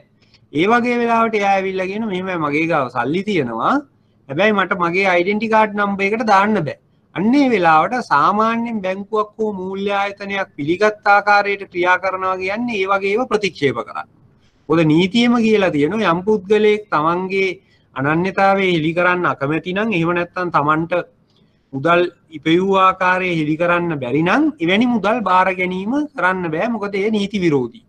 හැබැයි ඇතැම් මූල්‍ය ආයතන එවැනි මුදල් බාරගත්. අරගෙන සමහර විට එයාගේ ඩෙන්ටි කාඩ් එක වෙනුවට වෙන කාගේ හරි ඩෙන්ටි එකට තියාගන්න. එහෙම නැත්නම් ඔයාට බැරි නම් අපි තියාගන්නම් කියලා ඒක ස්ටාෆ් එකේ අයගේ හරි ඩෙන්ටි කාඩ්ස් වලට තියාගෙන ඉන්නවා අරයට දෙන්න කියලා. එහෙම තියාගෙන ඉන්නකොට දන්නව මොකද මෙයාට දැන් මේ මුදල් පිළිබඳව ලොකු අයිතියක් කියන්න එහෙම නැත්නම් ඔහුට මේ සම්බන්ධයෙන් විශාල වගකීමක් ඒ කියන්නේ මේ මුදල් තමන්ගේ නමින් එලි කරන්න බැරිවීම මත අභ්‍යන්තර වංචාවක් ඇති වුණත් අර account එකකින් මුදල් ගැනීමක් සිද්ධ වුණත් ඔහුට ඇවිල්ලා බෑ එළියට කියන්න මොකද ඔහු මේ ඔහු ගාවේ මුදල් තිබ්බා කියලා ඔයවත් කියලා නැහැ.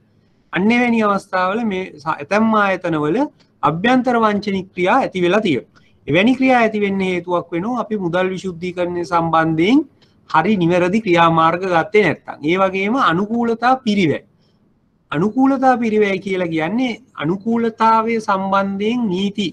ඒ කියන්නේ මුදල් විශුද්ධීකරණය වැළැක්වීමට අපි අනුකූලණය වෙනවා කියලා සහතිකයක් දෙන්න ඕන අපේ මූල්‍ය ආයතන සම්බන්ධයෙන් වගකීම දරන සුපරීක්ෂණ ආයතනයට. දැන් ලංකාවේ නම් ශ්‍රී ලංකා මහ බැංකුවට. සමහර වෙලාවට ජාත්‍යන්තර ආයතන වලටත් අපේ තියෙනවා සමහර සම්බන්ධතා. එවැනි අවස්ථාවල ඒ අයට අපි කියනවා අපි හරියටම මුදල් විශුද්ධීකරණය වැළැක්වීමට අවශ්‍ය පියවර ගන්නවා කියලා. හැබැයි එහෙම කිව්වට අපි මේ වැඩේ කරන්නේ නැති වුණොත් ඒගොල්ලෝ යම් යම් අවස්ථාවල ඇවිල්ලා බලනවා අපේ මේ මුදල් විශුද්ධීකරණය වැළැක්වීමට අදාළව අපි කරන ක්‍රියාමාර්ග කොච්චර දුරට මේ මුදල් විශුද්ධීකරණය වැළැක්වීමට අදාළද. එහෙම නැත්නම් මේ අපි කරන ක්‍රියාමාර්ගයෙන් මුදල් විශුද්ධීකරණය වැළැක්වෙනවද? එහෙම නැති වෙලාවට ඒගොල්ලෝ අපිට යම් යම් දඩ නියම කරනවා. එහෙම නැත්නම් අපිට විරුද්ධව යම් කිසි ආකාරයක තහනමක් නිකුත් කරන්න පුළුවන්. අන්න ඒ වගේ අවස්ථාවක අපිට විශාල අනුකූලණය වීම සඳහා යම් වියදමක් දරන්න වෙනවා. එවැනි අවස්ථාවක අපිට වෙන වියදම වැඩි අර එක ගනුදෙනුවක් සඳහා ඇතිවිච්ච ලාභයට වඩා. දැන් විශේෂයෙන්ම ඕගොල්ලන්ට බලන්න පුළුවන් ඉන්ටර්නෙට් එකට ගිහිල්ලා බලන්න Google සර්ච් කරලා money laundering fines කියලා ඇතැම් බැංකු වලට ඒ කියන්නේ ලෝකයේ ප්‍රසිද්ධ බැංකු ගොඩකට මේ වෙනකොට මුදල් විශුද්ධීකරණය සම්බන්ධයෙන් දඩ පනවලා තියෙනවා. අපි ඒ කියන්නේ ලංකාවේ වගේ රටවල් වල ඉතා කුඩා දඩ තමයි තියෙන්නේ ලක්ෂ ගණන් මිලියනයක් වගේ එකක් රුපියල්. හැබැයි වෙනත් රටවල් වල ජාත්‍යන්තර වශයෙන් ඇතැම් මූල්‍ය ආයතන වලට අපි හිතනවට වඩා මිලියන ඒ කියන්නේ ඩොලර් මිලියන 10ක් 15ක් වගේ ගණන් එහෙම නැත්නම් ඊටත් වැඩි අනුකූලණය නොවීම නිසා ඇතිවිච්ච දඩ ගෙවන්න සිද්ධ වෙලා තියෙනවා. එතකොට ඒ බැංකුව වල තියෙන මූල්‍ය ශක්තිය මත ඒවා ගෙවුවට ලංකාව වගේ රටක බැංකුවකට එවැනි දඩයක් ගෙවන්න වුණොත් සමහර විට මුළු බැංකුවම විකුණන්න වෙනවා. මේ මුළු බැංකුවේම තියෙන වත්කම් ප්‍රමාණයට වඩා වැඩි ඒ දඩ මුදල. ඒ වගේ තත්ත්වයන් මුහුණ දෙන්න වෙනවා. ඒ නිසා තමයි මේ අනුකූලනේ වුණේ නැත්තම් අපිට ඔවුන්ගේ දඩවල් ගෙවන්න වීමෙන් සිදුවන පිරිවැය වැඩි වෙනවා.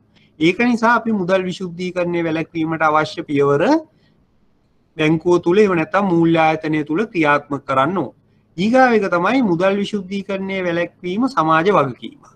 එතකොට අපි යම් ආකාරයක මූල්‍ය ආයතනයක් බැංකුවක් විදිහට තම සමාජ ආර්ථික වගකීම සමාජ වගකීම ඉටු කිරීමක් හා සමානයි මේ මුදල් විශුද්ධීකරණය වැළැක්වීමට අදාළ නීති ක්‍රියාත්මක කිරීම. අපිට පුළුවන් යම් ආකාරයකට ඒ නීති ලිහිල් කරලා එහෙම නැත්නම් නීති වලින් රිංගලා වැඩ කරන්න. හැබැයි ඒකෙන් වෙන්නේ සමාජයට සිද්ධ කරන විශාල හානියක්. ඒ නිසා මූල්‍ය ආයතනයක් බැංකුවක් වගේ ආයතනයක් අපිට තියෙනවා සමාජ වගකීමක් මේ මුදල් විශුද්ධීකරණය වගේ නීති ඒ ආකාරයටම ක්‍රියාත්මක කරන්න. එතකොට සාමාන්‍ය මේ මුදල් විශුද්ධීකරණය ත්‍රස්තවාදී මූල්‍යකරණය සම්බන්ධ නීති ක්‍රියාත්මක කිරීම කියන්නේ 100%ක්ම ක්‍රියාත්මක කිරීම. 99.9ක් හරි ගිහිල්ලා 0.1ක් non compliance කියන්නේත් එහෙම නැත්නම් අනුකූලණය නොවීම කියන්නේත් නීති කඩකලා හා සමානයි. අපි සමහර වෙලාවට කියනවනේ අපි හැමදාම හොඳට වැඩේ කරා අද විතරයි වැරදුනේ කියලා. හැබැයි compliance වලට එහෙම එකක් නෑ. අද විතරක් නෙවෙයි ඒක 100%ක්ම අනුකූලණය විය යුතුයි. 0.0.0 එකත් 100%ක් අනුකූලණය නොවීම හා සමානයි. ඒ කියන්නේ compliance වලදී එහෙම නැත්නම් අනුකූලණයේදී ප්‍රශ්නය අහන්නේ ඔබ මෙවැනි නීති සඳහා අනුකූලණය වුණාද නැද්ද? වුණා නම් 100%යි නැත්නම් 99.999ක් අනුකූලණය වෙලා 1.02ක් අනුකූලණය නොවුනත් නැත. කොහොම හෝ නැත අතර විතරයි. එහෙම නැතුව ප්‍රමාණය එතන වැදගත් වෙන්නේ නැහැ. ඒ නිසා මේ සමාජ ආර්ථික වගකීමක් තියෙන විශාල වශයෙන් ආයතනයක් අනුකූලනය වීම 100%ක්ම සිද්ධ විය යුතුයි මෙම මුදල් විශුද්ධීකරණය සම්බන්ධයෙන් වන නීතිවලට. ඊගාවට අපි බලමු මේ මුදල් විශුද්ධීකරණය සිද්ධ වෙන්නේ කොහොමද? ඒකේ පියවර මොනවද කියලා. ඒකට විශේෂයෙන්ම මට මේ පටන් ගන්න වෙලාවේ කියන්න අමතක වෙච්ච දෙයක් මේ මුදල් විශුද්ධීකරණය ඔබ පරණ ප්‍රශ්න පත්‍ර බැලුවා නම් තේරෙයි අනිවාර්යයෙන්ම ලකුණු 20ක් එනවා මේ ප්‍රශ්නයක්. ඒකට 20ක් හෝ ඊට වැඩිය. සමහර වෙලාවට ඉරිගාන පැත්තෙන් කෙටි ප්‍රශ්නිකුත් එක්ක මේ ලකුණු 20කුත් එනවා. ඒ කියන්නේ මුදල් විශුද්ධීකරණයේ ලකුණු 20ක් හෝ ඊට වැඩි ප්‍රමාණයක් ගන්න පුළුවන්. පහුගිය දිග කාලේ හැමදාම ඒක එහෙම වෙලා තියෙනවා මේ සිලබස් එක පටන් ගත්ත දවසේ ඉඳලා අද වෙනකම්. ඕගොල්ලෝ බැලුවොත් පේපර්ස් දකි. ඒ නිසා මේ පාඩමෙන් ලකුණු 20ක් ඕගොල්ලන්ට ලබා ගන්න පුළුවන්. ඒකට සාමාන්‍යයෙන් පාස් මාක් එක දන්නවනේ කීයද? IBSL එකේ පාස් මාක් එක දන්නවද? 44ද? 45යිනේ. එතකොට මෙතනින් ලකුණු 20ක් ගත්තොත් තව ඕගොල්ලන්ට ලකුණු 25යි ඕන. එතකොට අපි හිතමු 20න් 15ක් ගන්න පුළුවන් වුණා කියලා. තව 30යි ඕන. ඒ නිසා මේක ඉතා වැදගත්. ඒ වගේම මේක හරි සරලයි. මොකද මේකේ තියෙන්නේ 53ක් සහ මේ මුදල් විශුද්ධීකරණය සම්බන්ධ සංකල්පය ඔලුවට ගැනීම පමණයි. ගොඩක් නඩු තීන්දුව නැහැ. මොකද තාම ලංකාවේ ගොඩක් නඩු තීන්දුව දීලා නැහැ මේ සම්බන්ධයෙන්. අවසාන වෙච්ච නඩු තීන්දුව අඩුයි. ඒ නිසා නඩු තීන්දුවනේ 53 වගන්ති ටික තමයි මතක තියාගන්න වෙන්නේ. හැබැයි මේ 53 නමයි අංකයි වගන්ති වල අංකයයි ඔක්කොම මතක තියෙන්නම. මොකද මේක මේ ලකුණු 20 ගන්න නම් ඒ තුන හරියට තියෙන්න ඕන. පනතේ නමයි අංකෙයි වගන්ති අංකයේ තුනම. එහෙනම් මේ අපි තාම මේ 50 වලට ගියේ නැහැ. ඒ වෙලාවේදී මතක තියාගන්න 50 අංක සහ 50 වල වගන්ති අංක නිවැරදිව මතක තියාගන්න සහ ඒ concept එක හරියට ඔලුවට ගන්න. මොනවා හරි තේරෙන්නේ නැති ඒවා තියෙනවා නම් දෙතුන් පාරක් හරි අහන්න. මේක මං හිතන්නේ එච්චර අමාරු පාඩමක් නෙවෙයි. 53 අරගෙන කියෙව්වත් මම කතා කරන එක අහගෙන නොහිද වුණත් ඔයාලට උත්තරයක් ලියන්න පුළුවන්. ඒ 53 මං කියන්නම්. ඒ 53 එන අවශ්‍ය වෙන වෙලාවේදී ඒ 53 අරගෙන කියවන්න ඕගොල්ලොන්ට මුල දවසේ කිව්වත් දන්නේ ඕගොල්ලොන්ට ලංකාවේ නීතිය සම්බන්ධයෙන් තියෙන පනතක් බලන්න පුළුවන් ඉන්ටර්නෙට් එකේ තියෙන www.lawnet.lk කියන එකට ගිහිල්ලා ඒ www.lawnet.lk ඒකට ගියා නම් ඔයාලට ඕනෑම පනතක අංකය මතක නම් නම දන්නවනම් අංකය හෝ නම දන්නවනම් ඕගොල්ලොන්ට ඒ පනත කියවන්න පුළුවන්. ඒකට පනත කියෙව්වම ඕගොල්ලොන්ට සාමාන්‍යයෙන් මේ තියෙන නීතිය අඳුන ගන්න පුළුවන්. ඒකට ඇත්තටම ඕගොල්ලොන්ගේ සිලබස් එකේ 50 විදිහට තියෙන්නේ මේ මුදල් විශුද්ධීකරණය සම්බන්ධ 53යි. ඕගොල්ලොන්ට දැන් ලබන සතියේ මේකෙන් පස්සේ කතා කරන්නේ ණය ආය කර ගැනීම සම්බන්ධයෙන් 50 කීපයක්. එතන 54ක් තියෙනවා. ඒ ටිකයි අරුණම බැංකු පනත සහ විනිමය බිල්පත් ආඥා පනත සහ ගෙවීම් පියවීම් පද්ධති පනත වගේ ඉතා සීමිත පනත් ටිකක් තියෙනවා. ඒතකොට ඔය පනත් ටික කියව ගන්න පුළුවන් නම් ඔයගොල්ලන්ට විශාල ප්‍රමාණයක් ලකුණු ගන්න පුළුවන්. හැබැයි ප්‍රායෝගික ප්‍රශ්නයක් තියෙනවා. පනතක් කියවලා තේරුම් ගැනීම ටිකක් අමාරුයි. මොකද ගොඩක් වෙලාවට මේ පනතක් කියන්නේ පනත නීති වෘත්තිකයන්ට සහ නීතිඥයන්ට කියවලා තේරුම් ගන්න පුළුවන් විදිහට මිස සාමාන්‍ය මිනිසුන්ට කියවන්න නෙවෙයි. ඉතින් ඒ නිසා සමහර වෙලාවට ඕගොල්ලොන්ට මේ පනත කියවීමෙන් මේ තියෙන ටිකක් තේරෙන්නේ නැති වෙන්නත් පුළුවන්. ඉතින් මම කියන්නේ උත්සාහ කරලා බලන්න තේරෙනවා නම් කියවන්න නැත්නම් තේරෙන්නේ නැහැ වගේ හිතෙනවා නම් අතහැරලා දාන්න. මොකද ඕගොල්ලොන්ට පනතේ අවශ්‍ය වෙන සියල්ල අපි මෙතන කතා කරලා තියෙනවා. ඒ කියන්නේ පනත් වල කතා කරන්න අවශ්‍යම නැත්නම් පනත් වල විශේෂ වගන්ති ඒවායේ තියෙන විස්තරය අපි කතා කරලා තියෙන්නේ ක්ලාස් එකේ.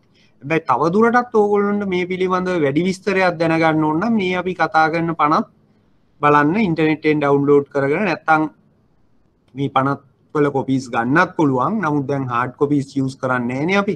ඒ නිසා ඉන්ටර්නෙට් එකෙන් ඕගොල්ලොන්ට පහසුවෙන්ම නොමිලේම ගන්න පුළුවන් මේ lawnet.lk එකට ගියා නම් ඕනෑම පනතක්. ඒකට මම මේ කිව්වේ මේ පනත් වල තියෙන ප්‍රතිපාදන දැන් අපි විනිමය බිල්පත් ආඥා පනත, බැංකු පනත, ගෙවීම් සහ පියවීම් පද්ධති පනත, මෙම මුදල් විශුද්ධීකරණය සම්බන්ධ පනත් මේවයි අංක එක්ක ඒ කියන්නේ වගන්තියේ අංකත් එක්කම මතක තියාගත යුතුයි. මොකද ඕගොල්ලන්ට ලකුණු දෙන්නේ ලකුණු 5 තීරණය වෙන්නේ වගන්තිය සහ පනතේ නමට සහ අංකයට එක්ක. එතකොට ඒවා නැතුව අහවල් පනතේ නැත්තම් පනතක ලියලා තියෙනවා කියලා හරි පනතේ තියෙනවා කියලා ලිව්වට ලකුණු 5ම හම්බෙන්නේ. ගොඩක් වෙලාවට නීතිය සම්බන්ධයෙන් මේ බැංකු නීතියේදී ඔබ ගොඩාක් දන්නව ඇති 30%ත් 35ත් අතර ප්‍රමාණයක් තමයි පාස් වෙන්නේ. පහුගිය කාලේ ප්‍රතිඵල බැලුවොත් තේරෙයි 30%ත් 35ක් අතර ප්‍රමාණයක් තමයි පාස් වෙන්නේ. ඒකට හේතුව තමයි මේකට ප්‍රධානම හේතුව පිළිතුරු සම්පූර්ණ නොවි. එතකොට ඕගොල්ලෝ ලියන්නෙත් නෑ ප්‍රශ්න 5ටම උත්තර, ලියන්නෙත් ප්‍රශ්න 3ක් 4ක් සමහරු ඒ ලියන පිළිතුරු සම්පූර්ණ නෑ. එතකොට ඒනුත් අපි හිතමු ප්‍රශ්න 3ක් හෝ 4ක් ලියන කෙනෙක් එකක් හෝ දෙකක් වැරදුනොත් ඉතුරු වෙන දෙකක් හෝ දෙකම අරිනුත් සම්පූර්ණ ලකුණු ගන්න බැරි වුණොත් ඕගොල්ලන්ට ඔය කියන 45ට යන්න බැරි වෙනවා. ඒ නිසා අපි ලියන ප්‍රශ්නෙට 100ට 100ක් ඒ කියන්නේ ලකුණු 5ම ගන්න උත්සාහ කරන්න. එතකොට 5න් 4ක් හම්බුණත් ඕගොල්ලන්ට කොටස් 10කින් පුළුවන් යන්න 40කට. එතකොට ඉරිගාන සහ කෙටි ප්‍රශ්න වලින් ලකුණු 5ක් වගේ ගන්න පුළුවන්. එතනත් ලකුණු 20ක් තියෙනවා. එතකොට ඉරිගාන ප්‍රශ්න 5න් සහ කෙටි ප්‍රශ්න වලින් ලකුණු 7ක් 8ක් ගන්න උත්සාහ කරගෙන මේ ලියන එකෙන් කොටස් 10ක් ලියාගත්තොත් ලකුණු 4ක් ගන්න ඕගොල්ලන්ට පාස් වෙන්න පුළුවන්. හැබැයි එහෙම තියෙද්දිත් පාස් රේට් එක 135ක් වගේ තියෙන්නේ මේක ටිකක් ආඩම් කරගන්න තියෙන නිසා. ඒ නිසා පොඩ්ඩක් අවධානය යොමු කරන්න. දැන් මම හිතන්නේ ක්ලාස් එකට වඩා මෙතන තියෙන ඕගොල්ලන්ට වාසියක් මගේ මේ කතාව කීප වතාවක් අහගෙන ඉන්න පුළුවන්. අහගෙන ඒ කියන්නේ ඕගොල්ලන්ට තේරිච්ච නැති දේක් පස්සේ හරි බලා ගන්න පුළුවන්. ක්ලාස් එකකට ආව නම් සමහර විට මේක එක සැරින් නෝට් එකක් ලියා ගැනීමක් එහෙම නැත්නම් අහගෙන ඉඳීමකින් ඉවර වෙනවා. ඊට පස්සේ පාඩම් කරන වෙලාවේදී තේරුම් නැති වුණොත් මේක හරියට තේරුම් ගන්න කොහොමද කිව්වේ කියන එක ගැන අදහසක් නැති හින්දා. හරි. එතකොට අපි බලමු කොහොමද මේ මුදල් විසුද්ධීකරණයේ පියවර. පළවෙනි එක තමයි මේ මුදල් විසුද්ධීකරණ ක්‍රියාවලිය මම කලින් කතා කරානේ. යම් පුද්ගලයෙක් නීති විරෝධී ආකාරයට මුදලක් උපයලා ඒක නීත්‍යානුකූල මුදලක් බවට පරිවර්තනය කිරීමේදී තියෙන ප්‍රධාන පියවර 3ක් අපි හඳුනාගෙන තියෙනවා. එතකොට පියවර 3 තමයි අපි මුල් ආකාරයට ඒ කියන්නේ මූලික වශයෙන් බලන්න ඕන. පියවර 3ක් තියෙන. ඒ පියවර 3 මොනවද? තැන්පත් කිරීම, හුවමාරුව සහ ඒකාබද්ධ කිරීම. එතකොට මේ තැන්පත් කිරීම, හුවමාරුව සහ ඒකාබද්ධ කිරීම කියන වචන තුනේ ඇතුලේ මොනවද තියෙන සංකල්පය කියන එක තේරුම් ගන්න උත්සාහ කරමු. තැන්පත් කිරීම කියලා කියන්නේ මුදලක් යම් ආකාරයකින් නීති විරෝධී ආකාරයට උපයනවා. එහෙම නැත්නම් නීති විරෝධී ක්‍රමයකින් උපයන මුදලක් බැංකුවක හෝ මූල්‍ය ආයතනයක තැන්පත් කිරීම තමයි පළවෙනි පියවර. එතකොට මුදල් විසුද්ධීකරණයේ පළවෙනි පියවර වෙන්නේ නීති විරෝධී ආකාරයට මුදල් ඉපයීම නෙවෙයි.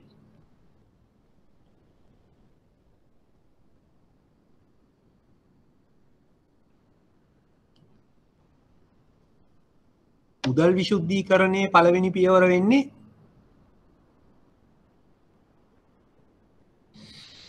ප්‍රශ්නයක් එනවා. මේ ප්‍රශ්න මම උත්තරේ දෙන්නම් අද හෝ හෙට. මොකද ඒක කලින් වැඩි වාට දැන්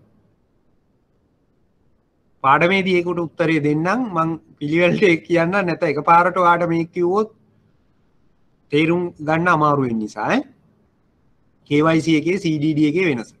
right. දැන් මම කිව්වේ මුදල් විසුද්ධීකරණයේ පළවෙනි පියවර තැන්පත් කිරීම. තැන්පත් කිරීම කියන්නේ එතකොට මුදල් විසුද්ධීකරණයේ පළවෙනි පියවර කියන්නේ නීති විරෝධී ආකාරයට ඉපෙීම නෙවෙයි. ගොඩක් අය ඒක වරද්දලා වටහා ගන්න. මොකද මෙතන අහන්නේ මුදල් විසුද්ධීකරණය. එතකොට මේ වෙනකොටත් නීති විරෝධී මුදල් ඉපෙයිලා තියෙන්නේ. මුදල් විසුද්ධීකරණය කියන්නේ නීති විරෝධී ආකාරයට ඉපෙවූ මුදල් නීත්‍යානුකූල මුදල් පද්ධතියට මිශ්‍ර කිරීම. එහෙනම් මේ නීති විරෝධී ආකාරයට මුදල් ඉපයීම නෙමෙයි පළවෙනි පියවර. එසේ උපයා ඇති මුදල යම් මුදල් මූල්‍ය ආයතනයක හෝ බැංකුවක තැන්පත් කිරීම. ඒක තමයි පළවෙනි පියවර වෙන්නේ. මොකද ඕක පටලව ගන්න එපා. ගොඩක් අය සිද්ධ කරන පටලවා ගැනීමක් තමයි මේ නීති විරෝධී ආකාරයට මුදල් ඉපයීම කියලා හිතනෝ පළවෙනි පියවර නේ. අපිට ඒක මේ මුදල් විශුද්ධීකරණ ක්‍රියාවලියේදී නීති විරෝධී මුදල් තමයි නීත්‍යානුකූල තත්ත්වයට පත් කරන්නේ. එතකොට ඒකයි ඇති වෙන්න දෙයක් නැහැ. මුදල් විශුද්ධීකරණය කියන වචනෙන්ම කියන්නේ නීති විරෝධී මුදල් තමයි එතන තියෙන්නේ. එතකොට ඒකයි උපයන්න දෙයක් නැහැ. එහෙනම් පටන් ගන්න ඕනේ ඒක තැම්පත් කරන්න ඕන ගිහිල්ලා බැංකුවක හෝ මූල්‍ය ආයතනයක. ඒ සඳහා විවිධාකාරී උපක්‍රම පාවිච්චි කරනවා ඒ නීති විරෝධී ආකාරයට මුදල් හොයන පුද්ගලයෝ. එතකොට ඒගොල්ලෝ ගිහිල්ලා බැංකුවට තමන්ගේ නම සංගවන්න පුළුවන්, තමන්ගේ ව්‍යාපාරය සංගවන්න පුළුවන්, තමන්ගේ පාර්ට්නර්ස් එහෙම නැත්නම් හවුල්කරුවන් සංගවන්න පුළුවන් විවිධාකාරයට මේ සංගවීම කරලා මේ තැන්පත් කිරීම කරනවා. එතකොට අර දැන් මගෙන් අහපු ප්‍රශ්නේ පළවෙනි පාර්ට් එක KYC know your customer.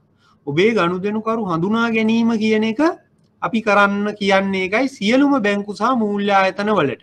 යම්කිසි පුද්ගලයෙක් ගිණුමක් විවෘත කරලා මුදල් තැන්පත් කරන්න එන පළවෙනි මොහොතේම අපි යාගෙන් අහනවා ඔයා කවුද? know your customer. ඔබ ඔබේ ගනුදෙනුකරු කවුද කියලා අඳුනගන්න කියන්නේ මෙන්න මේ තැන්පත් කිරීම අපිට එතකොට වළක්වන්න පුළුවන්. එතකොට අපි උදාහරණයක් විදිහට පුද්ගලයෙක් ඇවිල්ලා කියනවා මගේ ව්‍යාපාරයක් කියන එකට එහෙම නැත්නම් මගේ රැකියාව හෝ ව්‍යාපාරය කියන එකට කියනවා මම ගුරුවරයෙක්. රජයේ විදුහලක ගුරුවරයෙක්. එතකොට මගේ නම කියලා නම දෙනවා, ඩෙන්ටි කාඩ් නම්බර් එක දෙනවා, ලිපිනය දෙනවා, ගිණුමක් විවෘත කරනවා. ඒකට අපි දැනගන්න ඕන රජයේ ගුරුවරයෙක්ට සාමාන්‍යයෙන් මාසෙකට පඩිය කීයක් විතර දෙන්නේ. ඔහුගෙන් අහනවා ඔබට වෙන ව්‍යාපාර තියනවද කියලා. ඔහු කියනවා මට වෙන ව්‍යාපාර නැහැ. මගේ රැකියාවෙන් ලැබෙන මුදල් තමයි මම මේ ගිණුමට තැන්පත් කරන්නේ. එහෙනම් ඔහුගේ චෙක් එකක් එන්න පුළුවන්, නැත්නම් ස්ලිප් සරහා මුදල් එන්න පුළුවන්. එහෙම නැත්නම් ඔහු වෙන බැංකුවකට මුදල් පඩිය ගිහිල්ලා ඒ පඩියෙන් විත්ඩ්‍රෝ කරගෙන ඇවිල්ලා මෙතන තැන්පත් කරන්න පුළුවන්. එතකොට අපි අහනවා ඔබට මාසිකව කොච්චර ගාණක් තැන්පත් කරනවද? එතකොට එයා පළවෙනි මොහොතේම රජයේ ගුරුවරයෙක් විදියට වෘතිය දාලා පළවෙනි ඒ KYC ෆෝම් එකේම දානවා මම මාසෙකට මිලියනයක් තැන්පත් කරනවා කියලා. එතකොට ඒ KYC ෆෝම් එක අපි බාර ගන්න ඕනද බැරිද? ගන්න පුළුවන්ද බැරිද? මොකක්ද ඒකේ තියෙන ප්‍රශ්නේ?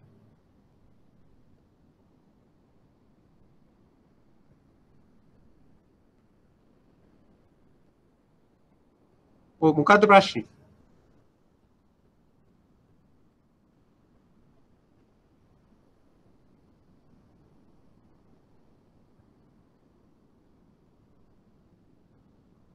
ඒක තමයි අපිට තේරෙන්න ඕන පළවෙනි දේ. බැංකුවක සහ මූල්‍ය ආයතනයක වැඩ කරන කෙනෙකුට පළවෙනි මොහොතේ මේක තේරෙන්න ඕන. ඔබගේ රැකියාවක් සඳහන් කරලා තියෙන KYC ෆෝම් එකේ එහෙම නැත්නම් ඔහුගේ මැන්ඩේට් එකේ රැකියාව විදියට සඳහන් කරලා තියෙන්නේ රජයේ ගුරුවරයෙක් නම් ඔහුට මාසික ආදායම මේ වගේ වෙන්න බෑ. එතකොට අපිට හරස් ප්‍රශ්න අහන්න වෙනවා. එතකොට අහන්න පුළුවන් ඔහුට වෙනත් ආදායම් මාර්ග තියෙනවා. එතකොට ඒක යාට සාර්ථක පිළිතුරක් දෙන්න පුළුවන් නම් ඒකට අපිට එයාගේ KYC එක ඇක්සෙප්ට් කරන්න පුළුවන්. ඔහුට ගනුදෙනුකරුවෙක් වශයෙන් යොදා ගන්න බැංකුවට බාර ගන්න පුළුවන්. ඒ කියන්නේ ඔහුගේ කියන්න පුළුවන් ඔහුට ටියුෂන් කරනවා කියන්න පුළුවන්. ඔහුට ටියුෂන් ක්ලාසස් කරලා අර ගාන හොයාගන්න පුළුවන්. ඒ කියන්නේ සාර්ථක ගුරුවරයෙක් නම් ටියුෂන් ගුරුවරයෙක් නම් ඉතින් මාසෙකට 1 මිලියන් කියන එක සාමාන්‍යයෙන් ගැලපෙන්න පුළුවන්. හැබැයි ඔහු ඒක කියන්නේ නැත්තම් එහෙම නැත්තම් ඔහු කියනවා නම් මම ටියුෂන් කරන්නේ නැහැ කියලා ඔහුගේ ආදායම් ප්‍රභවය ගුරුවරයෙක්ගේ ගුරු වෘත්තිය පමණ නම් අපිට ඒ KYC එක සාර්ථක KYC එකක් එහෙම නැත්තම් ඒ නිවැරදි KYC එකක් විදියට බාර ගන්න බෑ. එතෙන්දී එහෙනම් ආරම්භයේදී මේක වැරදි. එතකොට සමහර දැන් සාමාන්‍යයෙන් උතන අවස්ථා කීපයක මේ වෙනස්කම් වෙන්න පුළුවන්. පළවෙනි එක තමයි ආරම්භයේදීම මෙයා වරද්දලා KYC එක දෙනවා. එතකොට එයාගේ පැත්තෙන් එයා නිවැරදි. එයා බොරු කියලා නෑ බැංකුවට. මගේ වෘත්තිය ගුරු වෘත්තිය හැබැයි මගේ මාසික බැංකුවට සමග ගනුදෙනු කරන මුදල මිලියනයයි කියලා දාන්න. අපි ඒක නොබල ඇක්සෙප්ට් කරොත් අපි නෙමෙයි එයාගේ නෙමෙයි වැරද්ද අපි. මොකද එයා මිලියනයක් දැම්මම අපි අනිවාර්යෙන් ප්‍රශ්න කරන්න ඕන කොහොමද ඔයා මිලියනයක් හොයන්නේ ගුරු වෘත්තියේ. එතකොට එයාට කියන්න පුළුවන් එයා ඔන්ලයින් ක්ලාසස් හරි එහෙම නැත්නම් ටියුෂන් ක්ලාසස් හරි කරනවා නම් එයාගේ වෘත්තියට ඒක ඒ කියන්නේ එයාගේ ආදායමට ගැලපෙනවා. අනිත් පැත්තෙන් එයා මුල් අවස්ථාවේ ඒක දාන්නේ. එයා මුල් අවස්ථාවේදී එයා දානෝ එයාගේ පඩිය සාමාන්‍යයෙන් ඉතින් එතකොට අපි හරියටම වැටුප කියන්නේ නේ දශම ගානට 7ට දාන්න කියලා. එයාගේ වැටුප කියලා යම් කිසි ප්‍රමාණයක් දාන්න. 50000ක් 60000ක් 40000ක් දාන්න. හැබැයි එයාගේ පළවෙනි මාසේ ගනුදෙනු වෙනකොට අපිට පේනවා මෙයාගේ මාසේ KYC ෆෝම් එකේ 40000 තිබුණා වුණාට මෙයාගේ ඩිපොසිට් ඇවිල්ලා තියෙනවා ලක්ෂ 10ක 15ක එහෙම නැත්නම් ලක්ෂ 2-3ක ඩිපොසිට් ඇවිත් කියලා. අන්න එතකොට අපිට වක්කීමක් එනවා අපිට නැවත ගනුදෙනු කරුගෙන් විමසී. ඔයාගේ KYC එකේ හැටියට ඔයාට තියෙන්න පුළුවන් 40000යි මොනවද මේ ඩිපොසිට්ස්. අන්න එතකොට යාට උත්තරයක් දෙන්න පුළුවන්. විවිධාකාරයේ උත්තර තියෙන්න පුළුවන්. එකක් තමයි ඒක මේ මාසේ වෙන විශේෂ තත්වයක් වෙන්න පුළුවන්. සමහරට යා ලෝන් එකක් අරගෙන ඒ ලෝන් එකේ සල්ලි වෙන්න පුළුවන්. වෙන කොහෙන් හරි ලෝන් එකක් අරගෙන ලෝන් එකේ සල්ලි වෙන්න පුළුවන්. නැත්තම් එයාගේ වත්කමක් විකිණීමෙන් වෙන්න පුළුවන්. එයක් වාහනයක් විකිණීමෙන් ඒ මාසේ සල්ලි වෙන්න පුළුවන්. එහෙම නැත්තම් එයා ටියුෂන් කරනවා වෙන්න පුළුවන්. එයා මුල් අවස්ථාවේ ඒක සඳහන් කරේ නෑ.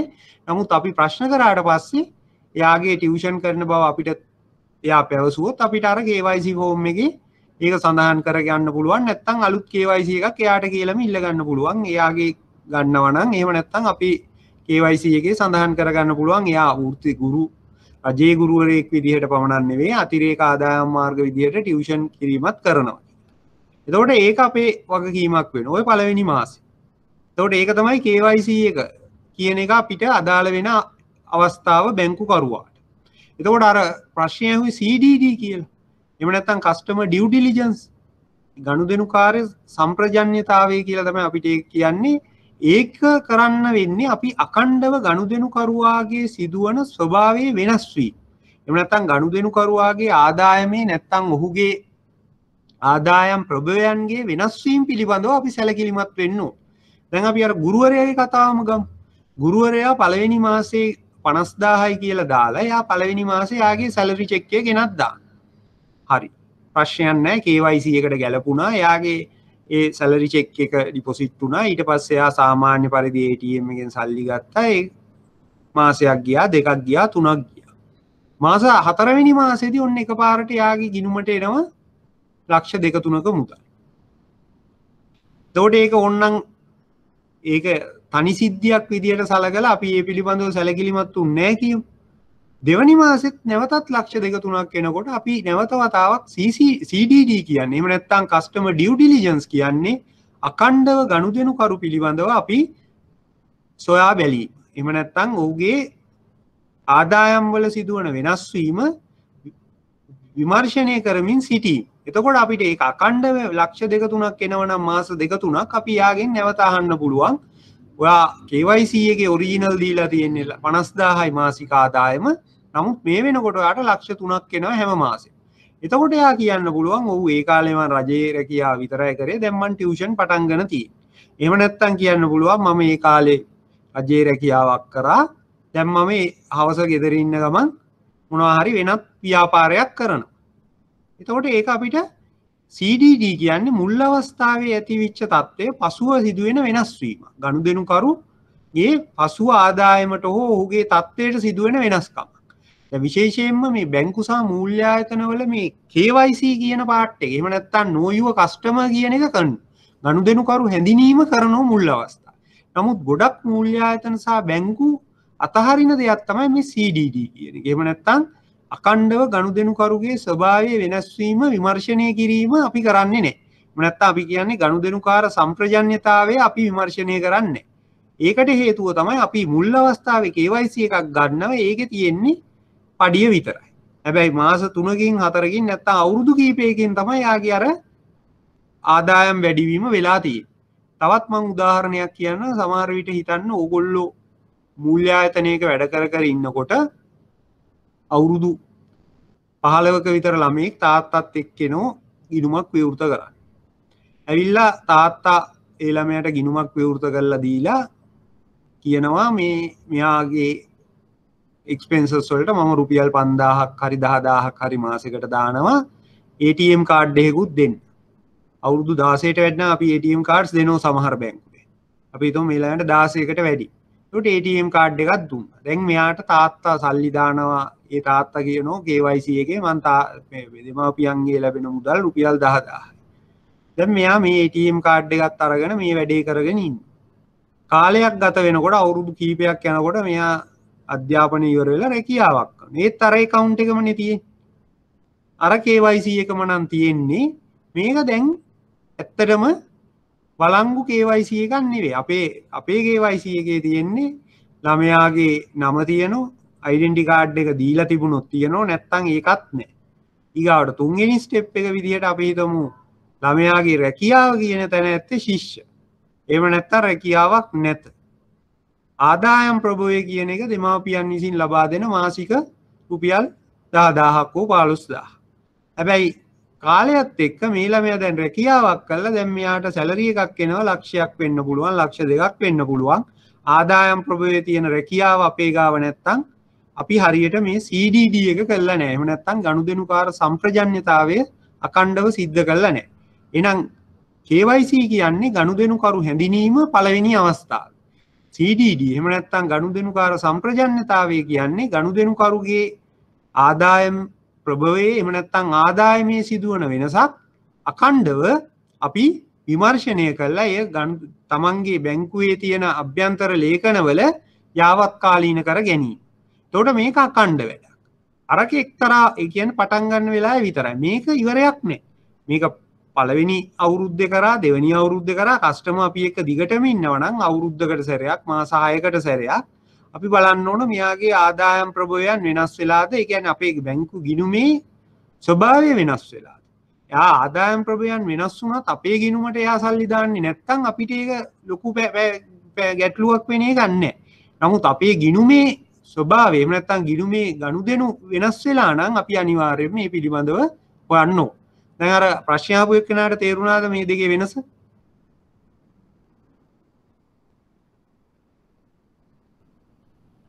right. එතකොට දැන් මම කිව්වේ මේ තැම්පත් කිරීම කියන එක තමයි මුදල් විසුද්ධීකරණයේ පළවෙනි පියවර. එතකොට තැම්පත් කිරීමට එන්නේ අර කියපු ආකාරයකට මුදලක් උපයන පුද්ගලයා තමන්ගේ ගිණුමට තැන්පත් කිරීම. එතකොට තැන්පත් කිරීම වෙලාව තමයි මුදල් විසුද්ධීකරණයක පළවෙනි අවස්ථාව පළවෙනි පියවර. ඒ වගේම මුදල් විසුද්ධීකරණය වැළැක්වීමට එහෙම නැත්නම් මුදල් විසුද්ධීකරණය නීතියට හසු කර ගැනීමට තියෙන හොඳම අවස්ථාවක් මේක තමයි. මොකද තැන්පත් කරන අවස්ථාවේ අපි සොයා ගන්න අපිට පහසුයි. මොකද යාගේ ආදායමට ගැලපෙන්නේ නැත්නම් තැන්පතුව. එහෙම නැත්නම් ආදායම් ප්‍රභවයට ගැලපෙන්නේ නැත්නම් තැන්පතුවේ ප්‍රමාණය. අපිට මේක පළවෙනි මොහොතේම හොයාගන්න පුළුවන්. යාගේ රැකියාව කියන එකට තියෙනවා නම් රජයේ රැකියාවක් සාමාන්‍ය විදිහේ තැන්පතුවක් නම් පළවෙනි මොහොතේ අපිට ප්‍රශ්න කරන්න පුළුවන් කොහොමද මේ සල්ලි හම්බෙන්නේ. එතකොට යාගේ උත්තරය අපිට මත තීරණය කරන්න පුළුවන් මේ මුදල් විසුද්ධීකරණයක්ද නැද්ද. එතකොට තැන්පත් කිරීම අපි අතින් අතහැරුණොත් එහෙම නැත්නම් ගනුදෙනු කරු තැන්පත් කිරීම කියන එක අපිට හරියට හඳුනා ගන්න බැරි වුණොත් එයාට තියෙන්නේ පළවෙනි ස්ටෙප් එක එයා කරා. දැන් බැංකුවේ එයාගේ අර මුදල් මේ නීති විරෝධී ආකාරයට ඉපෙව් මුදල බැංකුවට තැන්පත් වුණා. දැන් එයාට තියෙන්නේ දෙවෙනි පියවර. දෙවෙනි පියවර කියන්නේ තැන්පත් කර මුදල හුවමාරු කිරීම. ප්ලේස්මන්ට් එහෙම නැත්නම් දෙක ලේයරි. බැංකු ගිණුම් කීපයක් කරා මේ හුවමාරුව සිද්ධ වෙන්න පුළුවන්. සමහර විට එකම පුද්ගලයාගේ ගිණුම් කීපයක් කරා වෙන්න පුළුවන්. නැත්නම් කිහිප දෙනෙක්ගේ ගිණුම් කිහිපයක් කරා මෙම හුවමාරුව වෙන්න පුළුවන්. නැත්නම් බැංකු කිහිපයක මුදල් හුවමාරු වෙන්න පුළුවන්. ඒ ආකාරයට මෙයා හුවමාරු කරනවා. ඇයි මේ හුවමාරු කිරීම කරන්නේ? හඳුනා ගැනීම අපහසු කරා. තැන්පත් කරා කියලා හිතමු X කියන පුද්ගලයා A කියන බැංකුවේ එක කියන ගිණුම් අංකයට මිලියන 10ක්. මේක මුදල් විසුද්ධි මේ නීති විරෝධී ආකාරයට ගෙනාවු මුදල. දැන් මෙයා කරන්නේ මොකද්ද?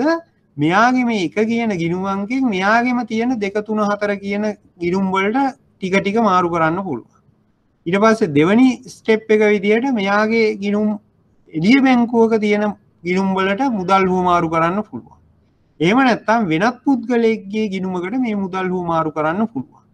ඒ ආකාරයට සාමාන්‍ය මුදල් විශුද්ධීකරණයේ තියෙන දෙවැනි ස්ටෙප් එක. එහෙම නැත්නම් හුවමාරු කිරීම. එහෙම නැත්නම් ලේයරින් කියන එක ගිනුම් විශාල ප්‍රමාණයක් යොදා ගන්න. සමහර වෙලාවට මේක කරනවා දේශීය වශයෙන් විතරක් නෙවෙයි විදේශීය ගිණුම්මුණුත් යොදා ගන්න. එකපාරටම මෙයා දැන් මුදල් විශුද්ධීකරණයේදී විශේෂයෙන්ම ජාත්‍යන්තරව හඳුනාගෙන තියෙන වඩා ලේසියෙන් මුදල් විශුද්ධීකරණය කරන්න පුළුවන් රටවල් මොනවද? එහෙම නැත්නම් අමාරු මොන රටවල්ද කියලා. ඒක තමයි ඒගොල්ලෝ ජාත්‍යන්තර වශයෙන් අපිට ලබා දෙනවා මුදල් විශුද්ධීකරණය සම්බන්ධයෙන් ඒ රටවල් වල තත්ත්වය සම්බන්ධ වාර්තාවක්. සාමාන්‍යයෙන් මුදල් විශුද්ධීකරණය සහ ත්‍රස්තවාදී මූල්‍යකරණයේ වැළැක්වීම සම්බන්ධයෙන් ජාත්‍යන්තර ආයතනයක් පිටවලා තියෙනවා මූල්‍ය කාර්ය සාධක බලකාය. එහෙම නැත්නම් FATF Financial Action Task Force කියන ආයතනය. ඒගොල්ලෝ හඳුනා ගන්න මොන රටවලද මුදල් විශුද්ධීකරණය සම්බන්ධයෙන් නීති වඩාත් හොඳට ක්‍රියාත්මක වෙන්නේ. එහෙම නැත්නම් මොන රටවලද මෙම නීති ලිහිල්ව ක්‍රියාත්මක වෙන්නේ. තවත් සමහර රටවල් තියෙනවා මෙම නීති ක්‍රියාත්මක වෙන්නේම නැති. එතකොට මේ රටවල් වල මේ නීති ක්‍රියාත්මක වීම මත ඒ රටවල් වල යම් තත්ත්වයක් ලබා දීලා තියෙනවා. ඒකට මුදල් විශුද්ධීකරණය සම්බන්ධයෙන් අපේ රටටත් මෑතකදී 2017 දී 18 දී වගේ වුණා. අපේ රට සාමාන්‍යයෙන් මුල් කාලේ 2005-6 වගේ කාලයේ අපේ රට තිබ්බේ මුදල් විශුද්ධීකරණය සම්බන්ධයෙන් වඩාත් හොඳ පැත්ත.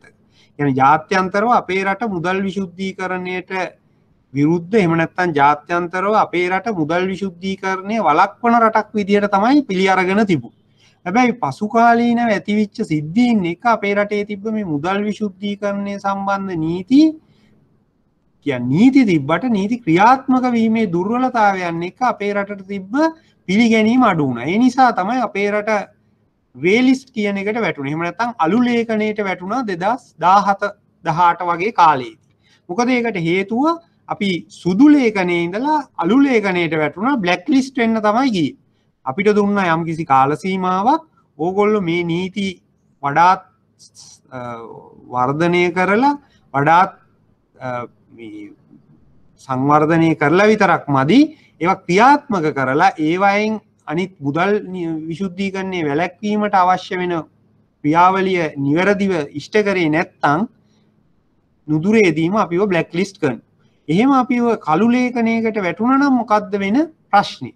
රටක් විදියට මුදල් විශුද්ධීකරණය නිවැරදිව නොකරොත් අපිට ජාත්‍යන්තරව සිද්ධ වෙන ගැටලු මොනවද ඕගොල්ලෝ හිතන ඒවා කියන්නේ?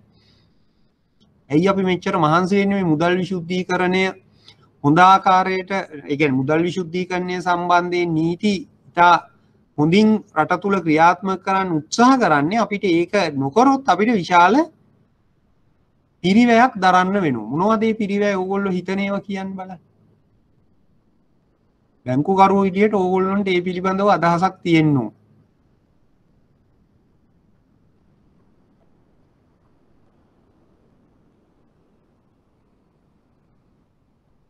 ණය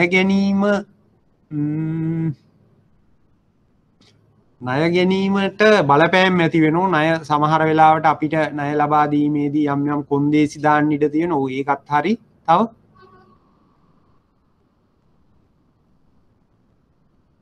මුදල් විශුද්ධීකරණය සිද්ධ වෙනවා නම් කීර්තිනාමයට හානි වෙනවා. කීර්තිනාමය නෙවෙයිනේ අපිට වැදගත් වෙන්නේ ඒකේ ප්‍රතිඵලයනේ. කීර්තිනාමයට හානි වුණාට අපිට ඒකේ ප්‍රතිඵලය අවසානයේ වෙන්නේ මොකද්ද?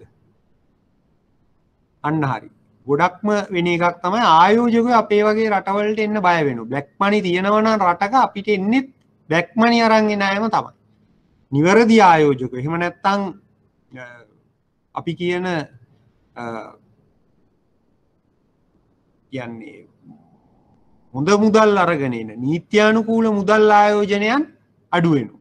ඒගොල්ලෝ බය වෙනවා මොකද මේ වගේ රටකට ඇවිල්ලා ආයෝජනය කරාට අටේ නීත්‍යානුකූල මුදල් වගේම නීති විරෝධී මුදල් තියෙනවා නම් අපිට අම්මාකාරයක ගැටලුවක් වෙනවා. ඒගොල්ලොන්ගේ ඉන්වෙස්ට්මන්ට් මෙහෙ තියෙනවා කියන එක ඒගොල්ලොන්ට කීර්තිනාමයට ප්‍රශ්නයක්, ඒගොල්ලොන්ට ණය ගන්නත් ප්‍රශ්නයක් වෙනවා. ඒ වගේම තමයි ත්‍රස්තවාදයේ සම්බන්ධයෙන් ත්‍රස්තවාදීන්ට අනුබල දීම් වගේ ත්‍රස්තවාදී ක්‍රියාකාරකම් වලට මුදල් එකතු කරන රටවක් බවට පත් වෙනවා. එතකොට සාමාන්‍ය ඔයගොල්ලෝ බැංකුකරුවෙක් විදිහට ගත්තොත් අපිට වෙන දේ තමයි අපේ කොස්ට් එක වැඩි වෙනව පහසුවෙන්ම ඔයගොල්ලන්ට මම මේ සරලම දේ කියන්න අපි වගේ රටක් ගොඩක් බඩු ආනයනය කරනවා. ඔයගොල්ලෝ දන්නවා අපේ රටේ ආනයනය කියන එක ආනයනය නොකරන දෙයක් නෑ වගේ. සියලුම දේවල් අපේ රට ආනයනය කරනවා. එතකොට ආනයනය කරනකොට අපි මූලික වශයෙන් ආනයනය කරන්න පාවිච්චි කරන්නේ මුදල් ඒ කියන්නේ යවන්න ක්‍රම විදිහට පාවිච්චි කරන මූලිකම ගෙවීම් ක්‍රමයක් තමයි ඔය letter of credit වගේ. එහෙම නැත්නම් LC කියන්නේ. ඒකට LC එකක් අපි ආරම්භ කරන්න ගියොත් අපේ වගේ රටක දැන් අපි මුදල් විශුද්ධීකරණයට අදාළව නීති ක්‍රියාත්මක නොකරන රටක් විදිහට අපි බ්ලැක් ලිස්ට් වෙලා තිබුණොත් අපි අපේ රටේ බැංකුවකට ගිහිල්ලා LC එකක් ඕපන් කරන්න බැරි වෙනවා වෙන රටක. වෙන රටක බැංකුවක් අපිව ගන්නෙ නෑ. මොකද ඒගොල්ලෝ අපි වගේ රටක් බ්ලැක් ලිස්ට් වෙලා තිබුණොත් ඒ වගේ LC එකක් ඕපන් කරන්න බැරි වෙනවා. ඒ වගේම එයාලට තව ඉල්ලන්න පුළුවන් LC එක වෙන තැනකින් කන්ෆර්ම් එහෙම නැත්නම් අපේ LC එක කන්ෆර්ම් කරන්න කියලා වෙන රටකින් වෙන බැංකුවකින් කන්ෆර්මේෂන් ෆී එකක් ඉල්ලන්න පුළුවන්. ඒකට අවසාන වශයෙන් ඒ ෆී එක වදින්නේ අපේ රටට ගේන බඩු වලටනේ. ඒකට අපේ ආනයනය වැඩියෙන් කරන රටක් විදිහට අපේ රටේ සියලුම බඩු වලට භාණ්ඩවල මිල ගණන් වලට මේ වගේ දේවල් වලින් මිලිහෙල යෑමට හේතු වෙනවා. ඒතකොට විදේශ ආයෝජන අඩුවීම නිසා අපේ රටේ ඩොලර් එකට සාපේක්ෂව රුපියල දුර්වල වීම නිසා අපේ විදේශ විනිමය අනුපාතය දුර්වල වීමෙන් එතනිනුත් අපේ සියලුම ආනයනවල මිල ඉහළ යනවා. ඒකට අවසාන වශයෙන් රටක් විදිහට සියලුම භාණ්ඩවල, ඒ කියන්නේ ආනයනය කරන සියලුම භාණ්ඩවල මිල ඉහළ යාමට මේ මුදල් විශුද්ධීකරණය සම්බන්ධයෙන් ක්‍රියා නොකිරීම වගේ දෙයක් බලපාන්න පුළුවන්. ඒක නිසා තමයි අපි මේ සම්බන්ධයෙන් ඉතා විශාල වශයෙන් අවධානය යොමු කරන්නේ මේ වෙනකොට. එතකොට අපි බැංකුකරුවෙක් විදිහට එහෙම නැත්නම් බැංකුවක් විදිහට මේ සම්බන්ධයෙන් ඇති වෙන බලපෑම වගේම පුරවැසියෙක් විදිහට හිටියත් අපිට මේකට බලපෑමක් එනවා. ඒ කියන්නේ සියලුම පුරවැසියන්ට මේ මුදල් විශුද්ධීකරණය වැළැක්වීමේ නීති ක්‍රියාත්මක නොකිරීමෙන් සිදුවන ප්‍රතිඵල වලට මුහුණ දෙන්න වෙනවා. ඒ නිසා තමයි අපි මේක සමාජ වගකීමක් විදිහට මම කතා කරේ අර කලින්. මේක සමාජ වගකීමක්. අපි මේක අතාරිනවා කියන්නේ සමාජයට වෙන විශාල හානියක්. එක් ආයතනයක්, එක් මූල්‍ය ආයතනයක් හෝ එක් බැංකුවක සිදුවන ක්‍රියාවලියකින් රටේ මුදල් විශුද්ධීකරණය සම්බන්ධයෙන් අපේ නම විනාශ වුණොත්, බ්ලැක් ලිස්ට් වුණොත්, අන්න ඒක ඒ පුද්ගලයා විසින් වුණාට මුළු සියලුම ජනගහනයේ ඉන්න හැමෝටම බලපාන. ඒ නිසා තමයි මේක මූලික අවස්ථාවේම අපි හඳුනා ගන්න ඕන මේ වැළැක්වීම සඳහා කළ යුතු ක්‍රියාකාරකම් මොනවද කියලා.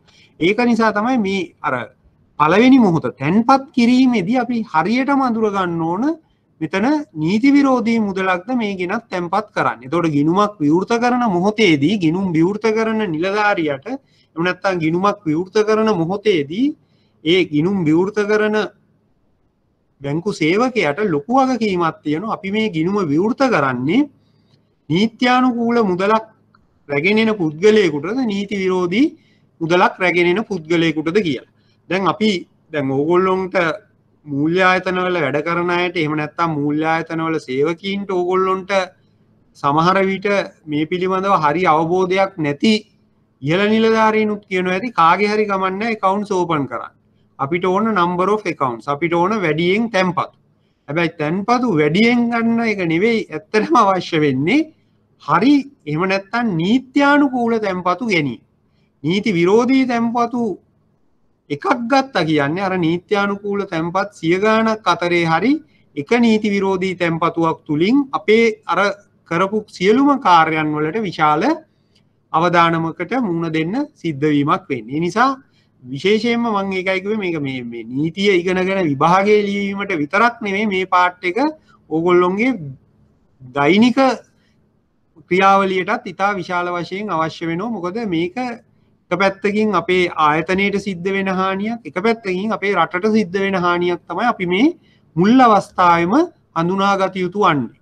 මේ නිවැරදි පුද්ගලයෙක්ටද මේ ගිණුම විවෘත කරන්නේ? ඔහු දෙන දත්තයන් හරිද? ඔහු කියපු දත්තයන් කොච්චර දුරට ගැලපෙනවද ඔහුගේ ගිණුම සමග? ඒ වගේම ඔහු ඒ කියපු දත්තයන් වලට අනුවද ඔහුගේ ගිණුම ක්‍රියාකාරීත්වය එහෙම නැත්නම් ගිණුමේට ගනුදෙනු සිද්ධ කරන්නේ. මේ පිළිබඳව බලන්න පුළුවන් වෙන එකම පුද්ගලයා එහෙම නැත්නම් ඒ පිළිබඳව අදහසක් ගන්න පුළුවන් එකම පුද්ගලයෝ කණ්ඩායම බැංකු සේවකයෝ එහෙම නැත්නම් මූල්‍ය ආයතනවල සේවකයෝ. අනිත් අයට මේ පිළිබඳව අදහසක් ගන්න බෑ. එතකොට ඊගාවට මේ තැන්පත් කරපු මුදල හුවමාරු කිරීම. එතකොට හුවමාරු කිරීමේදී මං කිව්වා අපේ රටේ විතරක් නෙවෙයි වෙනත් රටවලටත් මේ හුවමාරු කිරීම සිද්ධ වෙන්න පුළුවන්. එතකොට සමහර වෙලාවට මුදල් විශුද්ධීකරණ නීති අඩු වශයෙන් පාවිච්චි වෙන රටක තැන්පත් කරපු මුදලක් අපේ වගේ රටකට ට්‍රාන්ස්ෆර් කරන්න පුළුවන්. එතකොට අපි විදේශ මුදල් එනවා කියලා එන සියල්ලම බාර ගන්න. ඒ වෙලාවෙදිත් අපි අහනවා කොහොමද මේ මුදල් එන්නේ? කොහෙන්ද ඒවන පුද්ගලයා? එතකොට අපි සාමාන්‍යයෙන් බැංකුවක් කරාම තමයි මුදල් ගෙන්න ගන්න. එතකොට බැංකුවක් කරා මුදල් ගෙන්න ගත්තොත් අපි බලාපොරොත්තු වෙන විශේෂයෙන්ම ජාත්‍යන්තරව පිළිගත් බැංකුවක් කරා මුදල් ආවොත් මේ මුදල් නීත්‍යානුකූල ක්‍රමවේදයකට ඉපෙවපු මුදල්. මොකද ඒගොල්ලෝ අපි වෙනුවෙන් KYC එක කරලා තියෙන්නේ. මොකද රෙමිට් කරන පුද්ගලයාගේ KYC එක අපිට බලන්න බෑ. අපිට ඒ පුද්ගලයාගේ සල්ලි ටික මෙහෙන පුද්ගලයාගේ ඩිපොසිට් මෙහෙ ක්‍රෙඩිට් වෙන පුද්ගලයාගේ KYC එක විතරයි අපිට බලන්න පුළුවන්. එතකොට අරපු පැත්තෙන් හරි බැංකුවකින් නම් මේ සල්ලි එන්නේ අපි දන්නෝ ඒ බැංකුව හෝ මූල්‍ය ආයතනයේ KYC එක හරියට අරන් ඇත. හැබැයි අපිට එච්චර විශ්වාසයක් නැති අපි එක්ක වැඩි ගනුදෙනු නොකරපු එහෙම නැත්නම් ලෝකේ ජනප්‍රිය එහෙම නැත්නම් ජනප්‍රිය නෙවෙයි ලෝකේ ප්‍රසිද්ධ නැති වඩා අපිට මුදල් විශුද්ධීකරණය සම්බන්ධයෙන් අතීතයක් ඇති රටකින් ආවොත් අපි මේ මුදල් පිළිබඳව දෙතුන් පාරක් හොයන්න ඕන. එහෙම නැතුව මුදල් එකපාරටම ක්‍රෙඩිට් කරලා ඒ පුද්ගලයාට ලබා දුන්නොත් යම් ආකාරයක ගැටලුවකට මුහුණ දෙන්න වෙනවා.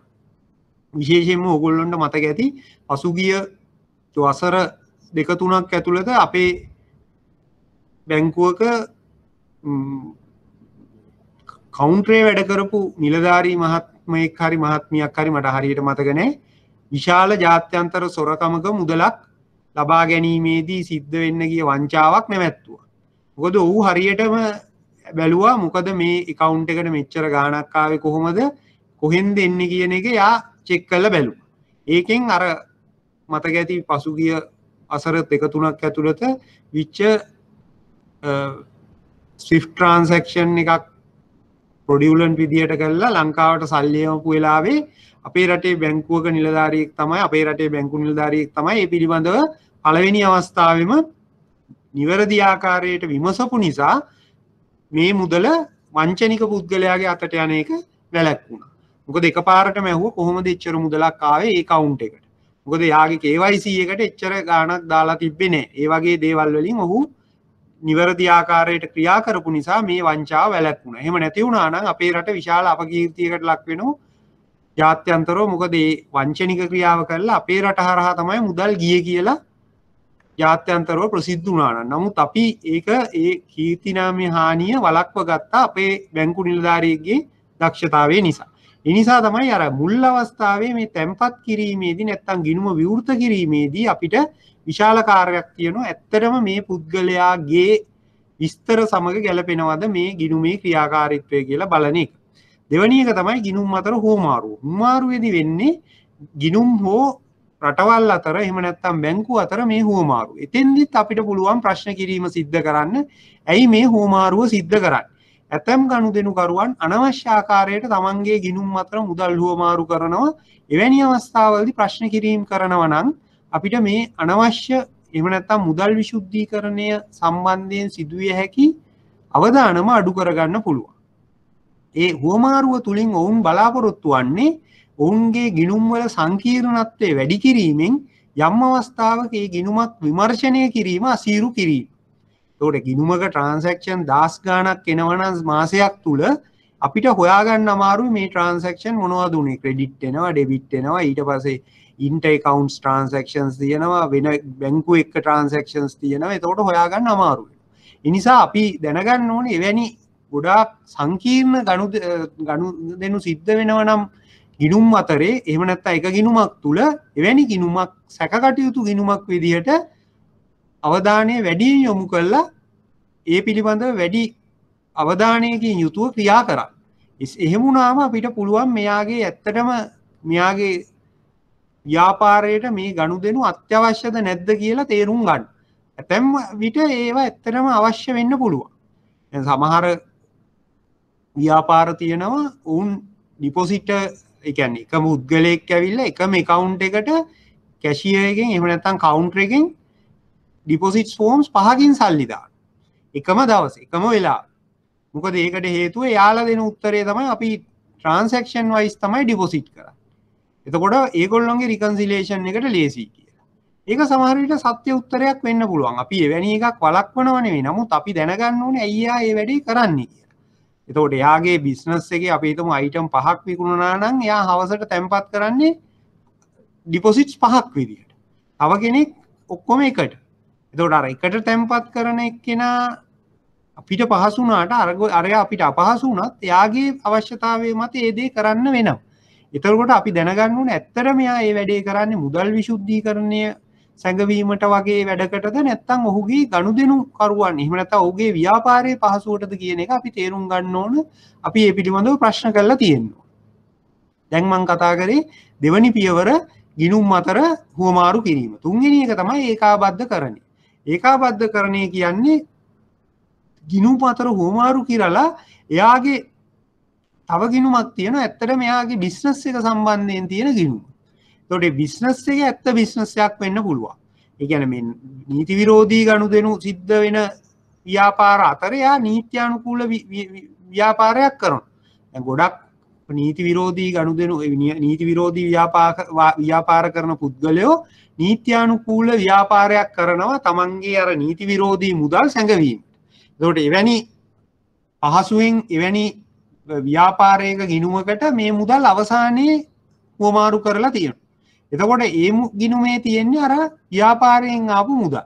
විශේෂයෙන්ම ආදායම වියදම එහෙම නැත්නම් ආදායම හරියට හොයාගන්න බැරි ව්‍යාපාර තියෙනවා ලංකාවේ විශාල ප්‍රමාණයක්. විශාල ප්‍රමාණයක් නෙවෙයි ව්‍යාපාර කීපයක්.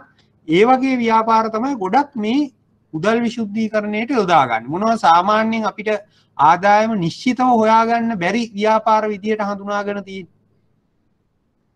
මොනවද සාමාන්‍යයෙන් මේ ව්‍යාපාරය කරන සියලු දෙනාම මුදල් විශුද්ධීකරණය කියලා කරනවා කියලා නෙමෙයි මම කියන්නේ. නමුත් ඇතැම් ව්‍යාපාර තියෙනවා අපිට ඒ ව්‍යාපාරවල පේන ලාභය එහෙම නැත්නම් පේන මුදල නිශ්චිතව හොයාගන්න බෑ. හැබැයි සිල්ලර කඩේක අපිට හොයාගන්න පුළුවන්.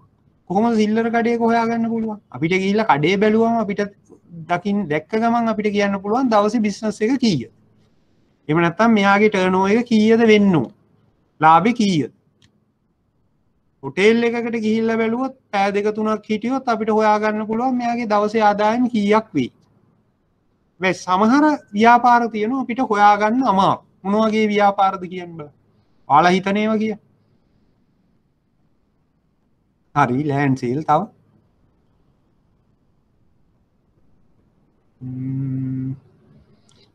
ලික කියන එක ගත්තොත් ලික කියන එක පුළුවන් ස්ටොක් එක තියෙනවා. එහෙම වුණොත් එයා ලීගල් ලික කරන අතර ඉල්ලීගල් ලික කරන තමයි එයාගේ ස්ටොක් එක අපිට හරියට බලා ගන්න බෑ.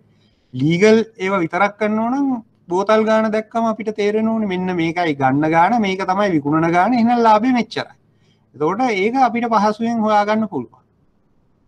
ඔව් මොන බ්‍රෝකර් බ්‍රෝකර්ස් හරි තව ජෙම් බිස්නස්. එතකොට ඒවට නෑනේ වටිනාකමක්. ඒක එතකොට මම විසින් කියන ගාන නෙවෙයි තව එක්කෙනෙක් කියන්නේ. ලෑන්ඩ් සේල් වගේම තමයි. දැන් ඉඩමක වටිනාකම එහෙම නැත්නම් ගොඩනැගිල්ලක වටිනාකම එක්කෙනෙක්ට එක ගානක් තව කෙනෙකුට තව ගානක්. එතකොට ජෙම් එහෙම නැත්නම් ඔය කියන රත්තරන් වගේ කියන්නේ ජෙම් ඇන් ජුවලරි කියන ඒවා එහෙම නැත්නම් ගෝල්ඩ් වගේ ඒවා පහසුවෙන්ම මුදල් විශුද්ධීකරණයට යොදා ගන්න පුළුවන් ව්‍යාපාර. මොකද ඒකට හේතුව ඒවයි වටිනාකම සාපේක්ෂව වෙනස් වෙනවා. එක පුද්ගලයෙක් කියන ගාන නෙවෙයි තව පුද්ගලයෙක් කියන්නේ. ඒකට දැන් මණිකක් කියන එක අපිට එක එක පුද්ගලයාට වෙනස්. ඒ වගේම තමයි ඔය මාධ්‍ය ආයතනත් ඒ වගේම එකක් තමයි. මොකද ඒකෙත් ඉන්කම් එක සහ එක්ස්පෙන්සස් කියන එක හරියට අමාරුයි කාටවත් එළියේ ඉඳන් හිතා ගන්න. දැන් කඩයක් දිහා බැලුවොත් අපිට පැය භාගයක් බලන් හිටියොත් කියන්න පුළුවන් කොච්චර බිස්නස් එකක් දවසට වෙයිද කියලා. නමුත් ටීවී රේඩියෝ channel එකක ඉන්කම් එක කීයද කියලා අපිට හිතා ගන්න බෑ. මොකද ඒගොල්ලෝ විවිධ ක්‍රම වලට ආදායම හොයනවා. ඇඩ්වර්ටයිස්මන්ට් වලින් හොයනවා, වෙන දේවල් වෙන ප්‍රොමෝෂන්ස් වලින් හොයනවා, එක එක දේවල් වලින් කරනවා. එතකොට අපිට ඒක ගැන අයිඩියා එකක් ගන්න බෑ. vehicle hire, vehicle sale පවා ඒ වගේ තමයි. vehicle sale and hire දෙකම එක වගේ. මොකද ඒවා අපිට හරියටම එළියේ ඉඳලා බිස්නස් එක හොයාගන්න බැරි දේවල්. එතකොට එවැනි ව්‍යාපාර කරන අතරේ ඒ කියන්නේ මුදල් නීති විරෝධී ආකාරයට මුදල් උපයන පුද්ගලයෝ එවැනි ව්‍යාපාර කීපයක් කරගෙන යනවා. එතකොට අපි ඒව හැබැයි නීත්‍යානුකූල ව්‍යාපාර ලංකාවේ කිසිම ආකාරයකට ජෙම් බිස්නස්, ජෙම් ජුවලරි, මොනවද ලෑන්ඩ් සේල්ස්, එහෙම නැත්නම් මාධ්‍ය ආයතන කියන ඒවා නීති විරෝධී නෑ. එතකොට එයින් එකක් කරගෙන යන අතරේ නීති විරෝධී ක්‍රියාකාරකමකින් එන මුදල් අර කියන විදිහට තැන්පත් කිරීම, හුවමාරුව හෝ ඒකාබද්ධකරණය මගින් පුළුවන් මේ නීති විරෝධී මුදල් නීත්‍යානුකූල මුදල් බවට පත් කිරීමට. ඒක තමයි මේ ක්‍රියාවලියේ තියෙන තුන්වෙනි පියවර. එතකොට දැන් විශේෂයෙන්ම මම කිව්වා මුදල් විශුද්ධීකරණයේදී පළවෙනි පියවරේදී විතරයි අපිට පහසුවෙන් හඳුනා ගන්න පුළුවන් වෙන්නේ. පළවෙනි සහ දෙවෙනි. ඒකාබද්ධකරණයේදී අපිට හඳුනා ගන්න බෑ. මොකද ඔහුගේ නීත්‍යානුකූල මුදල් තියෙන ගිණුමකට තමයි අවසානයේ ඒකාබද්ධ වෙන්නේ. එතෙන්දී හොයාගන්න බෑ. මම ලෑන්ඩ් සේල් එකක් ගැන සම්බන්ධයෙන් උදාහරණයක් කිව්වා. ඒකට යම් කිසි පුද්ගලයෙක් ලෑන්ඩ් සේල් එකක් කරා ගොඩක් විශාල මුදල් ප්‍රමාණයක් විශුද්ධීකරණය කරගන්න පුළුවන්. එතකොට ඒක අපි දැනගන්න ඕනේ මේ ලෑන්ඩ් සේල් එකේ සිද්ධ වෙන බිස්නස් ඇත්තටම වෙන බිස්නස්ද නැත්නම් මෙයා මේ වැඩේ කරගෙන යන්නේ වෙන ව්‍යාපාරයක්. ඒ කියන්නේ තමන්ගේ නීති විරෝධී ව්‍යාපාරයකින් එන මුදල් නීත්‍යානුකූල තත්ත්වයට පත් කරගන්නද මේක කරගෙන යන්නේ කියන එක බලන්න ඕන බැංකුකරුවෙක් විදිහට. එතකොට අපේ ගාවට ඇවිල්ලා ඕනෑම පුද්ගලයෙක් ඩිපොසිට් එකක් දාන්න ආවම ඩිපොසිට් එක ගාණ වැඩි නම් අරගන්න එක තමයි 90%ක් දැන් කරන වැඩි. නමුත් ඊට එහාට යන්න ඕන 90% දැන් අනිත් පැත්තට ගිහිල්ලා 90%ක් කරන්න ඕන වැඩි ප්‍රමාණයේ මුදලක් එනවා නම් ඒ පිළිබඳ වැඩි ප්‍රශ්න ප්‍රමාණයක් අහන්න. රුපියල් 500ක් අරගෙන එන පුද්ගලයාගෙන් අපිට ප්‍රශ්න ගොඩක් අහන්න නෑ. රුපියල් 500ක් ඕන කෙනෙකුට ගෙනල්ලා එක account එකක් ඩිපොසිට් කරන්න පුළුවන්. හැබැයි ඊට එහාට යනකොට 500 මිලියන 5 එනවා නම් මිලියන 500 වෙනවා නම් අහන්න තියෙන ප්‍රශ්න ප්‍රමාණය සහ හොයන්න තියෙන තොරතුරු ප්‍රමාණය වැඩි වෙන්න ඕන. දැන් ඕකේ අනිත් පැත්ත තමයි බැංකු සහ මූල්‍ය ආයතනවල වෙන්නේ. 500ක් අරන් එන පුද්ගලයා සමහර විට පැය භාගයක් පැයක් විතර පොලිමේ ඉඳලා අමාරුවෙන් ඒක දාලා යද්දී අර මිලියන 500ක් හෝ මිලියන 50ක් අරන් එන පුද්ගලයා වෙනමම කාමරයක තියාගෙන අපි විනාඩි 2කින් යවනවා කිසිම ප්‍රශ්නයක් අහන්න නැතුව. මොකද ඒ අපේ ප්‍රයිම් කස්ටමර් කෙනෙක් විදිහට සලකලා. ඒතකින් වෙන්න පුළුවන් ඒක අපි ඇත්තටම අපේ ප්‍රයිම් කස්ටමර්ද නැත්නම් මෙයා මුදල් විශුද්ධීකරණය කරන පුද්ගලයෙක්ද කියන එක අපි දැනගන්න. ඇත්තටම ජෙනුයින් බිස්නස් එකක් කරලා එන සල්ලි නම් අපිට ඒකේ කිසි ප්‍රශ්නයක් නැහැ. නමුත් අපි දැනගන්න ඕන මේ මුදල් විශුද්ධීකරණය කිරීමට අපේ ගිණුම යොදා ගන්නවද කියලා. ඒකයි මම කිව්වේ තැම්පත්කරණය සහ හුවමාරුවේදී තමයි මේ පිළිබඳව වැඩි අවධානයක් යොදුවොත් අපිට හොයාගන්න පුළුවන් වෙන තැන. නමුත් ඒකාබද්ධකරණය කියන්නේ අවසාන වශයෙන් නීත්‍යානුකූල මුදල් සහිත ගිණුමකට මේ මුදල් තැන්පත් වීම. එහෙම නැත්නම් ඒකාබද්ධකරණය කියලා අපි තවත් විදිහකට කියනවා නීත්‍යානුකූල වත්කමක් මිලට ගැනීම. ඒ කියන්නේ අපි සිද්ධ කරන දැන් අපි හිතමු මෙහෙම නීති විරෝධී ආකාරයට ඉපෙවූ මුදල ගිණුමකට ට්‍රාන්ස්ෆර් කරලා නීත්‍යානුකූල මුදලකට ගන්න ගිණුමකට ගන්න ණයක්.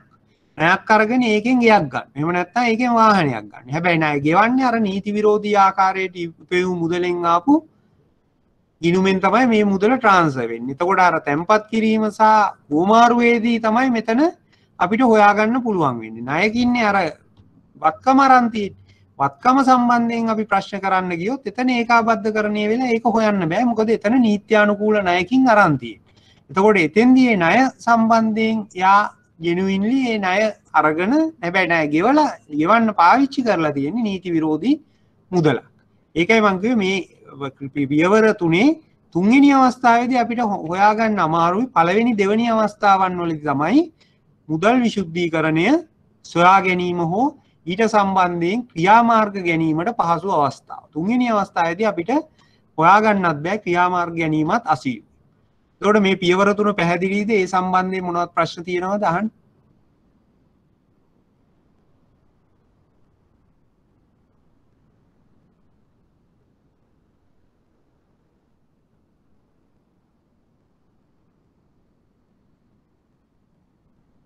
ප්‍රශ්න නැද්ද?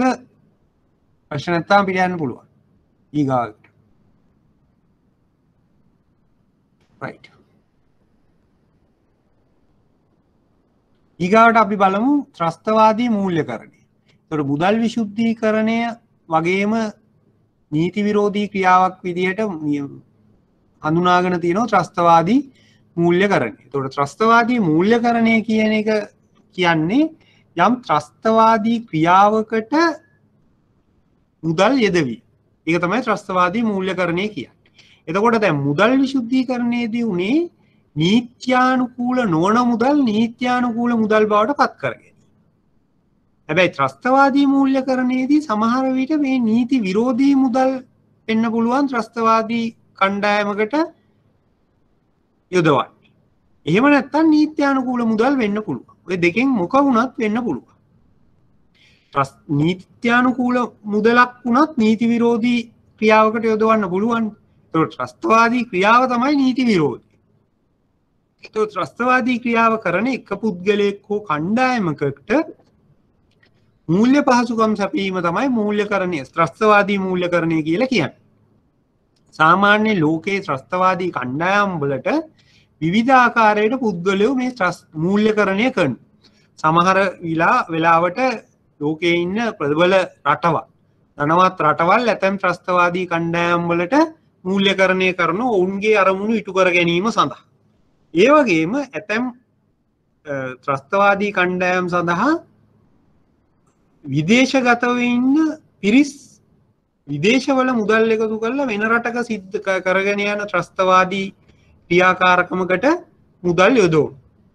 දැන් ලංකාවේ ත්‍රස්තවාදී ක්‍රියාවලිය සිද්ධ වෙච්ච කාලේ ගොඩක් උනේ ඒකනේ. වෙනත් රටවල් මූල්‍යකරණය කරලා තිබ්බා. ඒ වගේම ලංකාවේ ත්‍රස්තවාදී කණ්ඩායමට ලංකාවේ හිටපු LTT එකට මූල්‍යකරණය කරලා තිබ්බේ වෙනත් රටවල් වල ඉන්න පුද්ගලයෝ නීත්‍යානුකූලව උපයවූ මුදල්. ඒවා නීති විරෝධීනේ. තවත් ක්‍රමයක් තමයි ත්‍රස්තවාදී කණ්ඩායම් විවිධ නීති විරෝධී ක්‍රියාවලීන් හරහා මුදල් උපයවන. දැන් ලෝකයේ ගොඩක් නීති විරෝධී ක්‍රියා මහා පරිමාණ නීති විරෝධී ක්‍රියා කරන්නේ ත්‍රස්තවාදී කණ්ඩායම්. විශේෂයෙන්ම මත්කුඩු ජාවාරම මූලික වශයෙන්ම කරන්නේ ඔය ත්‍රස්තවාදී කණ්ඩායම් වල එකතුවකින්. ඒ වගේම අපි දන්නවා මේ මොනවාද ලෝකයේ විශාලම මූල්‍ය පැහැර ගැනීම එහෙම නැත්නම් මූල්‍ය මංකොල්ල කෑම් සිද්ධ වෙන්නේ මුහුදේදී. අපි කියන්නේ ඔය මුහුදු කොල්ලකරුවන් කියන. එහෙම නැත්නම් නාවික යාත්‍රා කොල්ල කෑම් සිද්ධ කිරීම තමයි සිද්ධ වෙන්නේ. විශේෂයෙන්ම අප්‍රිකානු අර්ධද්වීපේ වටා යනකොට ඔය සෝමාලියාව ඒ වගේ රටවල් වල ඉන්නවා ඒ ත්‍රස්තවාදී කණ්ඩායම්ම සම්බන්ධ වෙනෝ මේකට ඔවුන් ඒකෙන් උපයන මුදල් මේ ත්‍රස්තවාදී කටයුතු වලට යොදා ගන්න. ඒකට ත්‍රස්තවාදී කටයුතු කියලා කියන්නේ එක්ක ආයුධ මිලට ගන්න, එක්ක බෝම්බ පුපුරවා හරින්න, එහෙම නැත්නම් මේ වැනි මෙහෙයුම් සඳහා පහසුකම් සපයන්න, එහෙම නැත්නම් එවැනි ත්‍රස්තවාදී ක්‍රියාවලීන් ප්‍රවර්ධනය කිරීම සඳහා වැඩසටහන් මෙහෙවන්න. ඒ සියල්ලම අපි කියන්නේ ත්‍රස්තවාදී ක්‍රියාකාරකම්. ඒ මොන දෙයට මේ මුදල් යෙදෙව්වත් ඒ ත්‍රස්තවාදී මූල්‍යකරණයක් විදිහට තමයි හඳුන්වන්නේ. ඒතකොට ත්‍රස්තවාදී ක්‍රියාව ඇතැම් විට සරලවම ගත්තොත් ඒ අරගන්න සල්ලි වලින් එයා ආයුධ ගන්නෙ නැහැ. එයා කරන්නේ ආයුධ ගැනීමවත් බෝම්බ නිෂ්පාදනයවත් නෙවෙයි. බෝම්බේ පුපුරවන පුද්ගලයාට අවශ්‍ය වෙනත් නිවසම් මිලට ගැනීම. එහෙම නැත්නම් බෝම්බේ පුපුරවන්න ඉන්න පුද්ගලයා ගිහිල්ලා නැවතිලා ඉන්න හොටෙල් එකේ බිල ගෙවන්න තමයි ඒ සල්ලි යොදාගන්නේ. ඒකත් ත්‍රස්තවාදී ක්‍රියාවට සම්බන්ධ මුදලක්.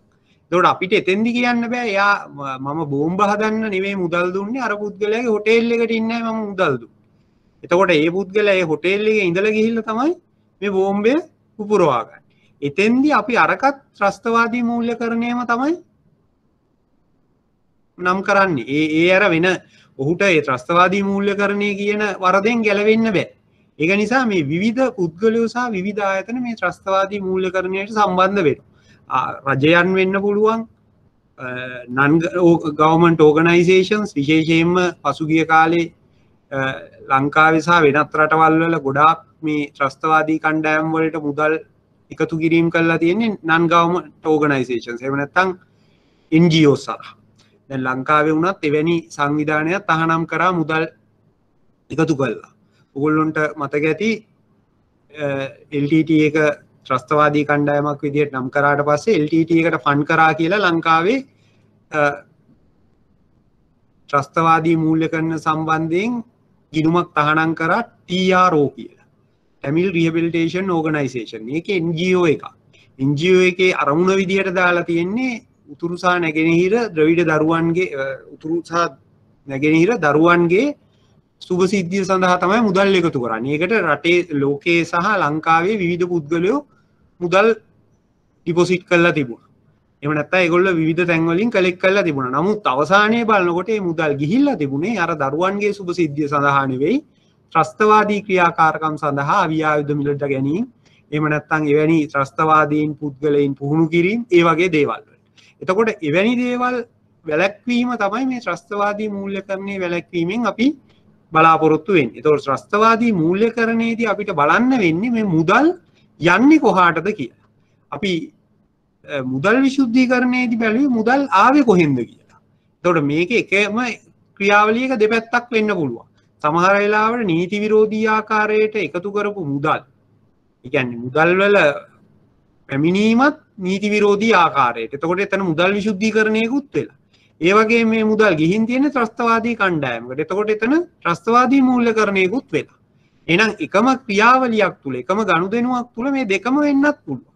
හැබැයි දැන් අපි ත්‍රස්තවාදී මූල්‍යකරණය වෙනම බැලුවොත් මේ මුදල් නීත්‍යානුකූල මුදල් වෙන්න පුළුවන්. සමහර විට මේ පුද්ගලයෝ දැනගෙන හෝ නොදැන තමයි මේ ත්‍රස්තවාදී කණ්ඩායමට මුදල් යවන්නේ. සමහර විට දැනගෙන හෝ නොදැනගෙන කියන්නේ සමහරු කැමැත්තෙන් දෙන ස්පොන්සර්ස්ලා විදියට අනුග්‍රාහකත්වයක් ලබා දෙන. තව සමහර අය කප්පම් විදියට දෙනවා. කැමැත්තෙන් නෙවෙයි. තර්ජනය කරලා ලබා ගන්න. තව අය රැවටිලා දෙනවා. අර අපි කලින් කතා කරපු TRO එකට වගේ සමහර මුදල් ෆන්ඩ් කරපු අය දන්නේ නැහැ මෙතන ත්‍රස්තවාදී කණ්ඩායමකට තමයි මේ මුදල් යන්නේ කියලා. උන් දීලා තියෙන්නේ ඇත්තටම මේ යුද්ධයෙන් අවතන් වූ දරුවන්ගේ සුභසිද්ධිය සඳහා මුදල් දීපු අයත් ඉඳලා තියෙනවා. එතකොට මේ පුද්ගලයන්ගේ නීත්‍යානුකූල මුදල් තමයි මේ ත්‍රස්තවාදී කණ්ඩායමට උවමාරු කරන්නේ. එතකොට අපි මෙතන ත්‍රස්තවාදී මූල්‍යකරණයේදී බලන්න ඕන දෙන පැත්ත නෙවෙයි ලැබෙන පැත්ත. මුදල් විශුද්ධීකරණයේදී කවුද කොහෙන් දෙන්නේ? එතකොට ත්‍රස්තවාදී මූල්‍යකරණයේදී කොහාටද යන්නේ? එතකොට මේ ලෙග්ස් දෙකම අපි බලන්න ඕන ගනුදෙනුවක් සිද්ධ වෙනකොට. එතකොට බැංකුවක් සහ මූල්‍ය ආයතනයකදී ත්‍රස්තවාදී මූල්‍යකරණයේදී අපි බලන්න ඕන මේ ගනුදෙනුව කරලා මම මේ මුදල කාටද යවන්නේ? විශේෂයෙන්ම ෆන්ඩ් ට්‍රාන්ස්ෆර්ස් වල. එහෙම නැත්නම් ගිණුමකින් ගිණුමකට මුදල් හුවමාරු කිරීමේදී. එහෙම නැත්නම් ඉලෙක්ට්‍රොනික වයර් ට්‍රාන්ස්ෆර් එකකදී. එහෙම නැත්නම් වෙනත් රටකට මුදල් හුවමාරු කිරීමකදී. අන්න ඒ වෙලාවේදී බලන්න ඕනේ ඒ රටේ බෙනිෆිෂරි කවුද? ඒ බෙනිෆිෂරි රටේ ඉන්නේ ආගේ නම විස්තරය මොකක්ද? ඒ පුද්ගලයා තහනම් සංවිධානයක්ද? මොකද විශේෂයෙන්ම ත්‍රස්තවාදී සංවිධානවල ලයිස්තුවක් දීලා තියෙනවා. තහනම් සංවිධාන ත්‍රස්තවාදී සංවිධාන විදියට හඳුනාගත්ත දත්ත සමුදායක් තියෙනවා සියලුම බැංකු වලට. ඒ ඩේටාබේස් එක චෙක් කරලා තමයි අපි රෙමිටන්ස් යවන්න ඕන යවන්න. ගිණුමක් විවෘත කරන්න එනකොටත් බලනවා අපි මේ ඉන්න පුද්ගලයන්ගේ නම් වලට ගැලපෙනවද මේ ඉන්න පුද්ගලයෝ කියලා. බ්ලැක් ලිස්ට් එකක් දීලා තියෙනවා. එතකොට ඒක චෙක් කරලා බලලා සමහර වෙලාවට අපිට එන පුද්ගලයා 100%ක්ම අර නම තියෙන්න පුළුවන්. නමුත් ඒ පුද්ගලයා නොවෙන්න පුළුවන්. ඒ ඇතැම් වෙලාවල් වලට එහෙම වෙන්න පුළුවන්. දැන් මම උදාහරණයක් කියන්නම්. මම ප්‍රායෝගිකවත් විඳපු මම ශාඛාවක වැඩ කරන කාලේ 2002 වගේ කාලෙකදී තහනම් 2002 නෙවෙයි 2008 වගේ 2008 වගේ කාලෙදී ආවා තහනම් සංවිධාන ලයිස්තුවක් සහ තහනම් සංවිධාන සම්බන්ධයෙන් එක්සත් ජාතීන්ගේ සංවිධානයේ විසින් නිකුත් කරපු ලේඛනයක් 2006 වගේ. ඒ කාලෙදී තිබ්බ ඒ නම් තිබ්බා සංවිධාන සහ පුද්ගලයන්ගේ නම්. එක් නමක් තමයි ඔසාමා බින් ලාඩන්. අපේ ශාඛාවකට ආවා ගිණුමක් විවෘත කරන්නත් අවුරුදු 7ක විතර ළමෙක් අවුරුදු 4ක විතර ළමෙක් එයාගේ නමත් ඔසාමා බින් ලාඩන්. ඉතින් ඒ පුද්ගලයා අර පුද්ගලයාගේ නමට 100%ක් සමාන වුණාට පැහැදිලිවම පේනවා ඒ පුද්ගලයා නෙවෙයි මේ තහනම් සංවිධානයේ ඉන්න පුද්ගලයා. එතකොට අපි බලන්න ඕන තව දුරටත් passport numbers, birth certificates, එයාගේ ලිපිනේ ඒවා බලලා චෙක් කරගන්න ඕන ඇත්තටම මේ පුද්ගලයාද. ඉතින් එවැනි අවස්ථාවලදී අපි අර තහනම් ලයිස්තු අපි ගාව තියෙන්න ඕන යාවත්කාලීන වෙච්ච තහනම් ලයිස්තුවක්. හැමදාම මේක යාවත්කාලීන වෙනවා. එක්සත් ජාතීන්ගේ සංවිධානයෙන් එහෙම නැත්නම් UN එහෙම නැත්නම් US වලින් sanction list එවනවා බැංකුව වලට. ඒකට අපි ඒක අප්ඩේට් කරලා තියාගන්න ඕන. අපි ගිණුමක් විවෘත කරන වෙලාවේදී බලන්න ඕන මේ තහනම් පුද්ගලයෙක්ටද මේ ගිණුම විවෘත කරන්නේ නැත්නම් තහනම් සංවිධානයකට. ඒ වගේම අපි සල්ලි යවනකොට යවන්න බෙනිෆිෂරිත් මේ සම්බන්ධයෙන් අපි විමසලා බලන්න ඕන මේ වැරදි පුද්ගලයෙක්ටද අපි යවන්නේ තහනම් සංවිධානයට. මොකද එහෙම වුණොත් අපි මේ මුදල් විශුද්ධීකරණය වගේම ත්‍රස්තවාදී මූල්‍යකරණයත් අපරාධයක් විදියට සලකලා තියෙන්නේ. ඒතකොට බැංකු නිලධාරීන් මේ ත්‍රස්තවාදී මූල්‍යකරණයට අනුග්‍රහය දැක්වීමත් ඊට සම්බන්ධයෙන් ක්‍රියා නොකිරීමත් නීතිමය වශයෙන් වරදකට හේතුවක්. ඒ වගේම ඒකත් චිර දඬුවමකින් දඬුවම් ලැබිය හැකි වරදක්. ඒ නිසා අපි දැනගන්න ඕනේ මේ ත්‍රස්තවාදී මූල්‍යකරණයට උපකාර කිරීමත් අපිට වෙන්න පුළුවන් වැරද්දක්. ඒ නිසා අපි මුදලක් ගන්නකොට ඒ දෙන්නේ කවුද කියලා හොයනවා වගේම මේ මුදල ට්‍රාන්ස්ෆර් කරනකොට කාගේ account එකටද යන්නේ කියන එකත් හොයන්න ඕන. ඒක ත්‍රස්තවාදී මූල්‍යකරණයේදී මූලික වශයෙන් බලාපොරොත්තු වෙන්නේ ත්‍රස්තවාදී සංවිධාන හෝ ත්‍රස්තවාදී පුද්ගලයන්ගේ ගිණුම් වලට මුදල් හුවමාරු කිරීම වැළැක්වීම. ඒ වගේම ත්‍රස්තවාදී සංවිධාන හෝ පුද්ගලයෝ බැංකු සහ මූල්‍ය ආයතන සමග ගිණුම් විවෘත කර ඔවුන්ගේ ගනුදෙනු සිද්ධ කිරීම වැළැක්වීම. එහෙමනම් අපිට මේ තියෙන තහනම් ලයිස්තුව විමර්ශනය කරන්න ඕන හැම ගිණුමක්ම විවෘත කරන අවස්ථාවේදී හෝ ඒ වගේ ෆන්ඩ් ට්‍රාන්ස්ෆර් වෙනකොට ඒ මුදල් යන්නේ කුමන පුද්ගලයාගේ වෙතටද කියලා විමර්ශනය කරලා තමයි මේ තහනම් ඒ කියන්නේ මෙම ක්‍රියාව කරන්න ඕන තහනම් සංවිධානයක් නොවේ නම් පමණයි. මොකද්ද ප්‍රශ්නේ?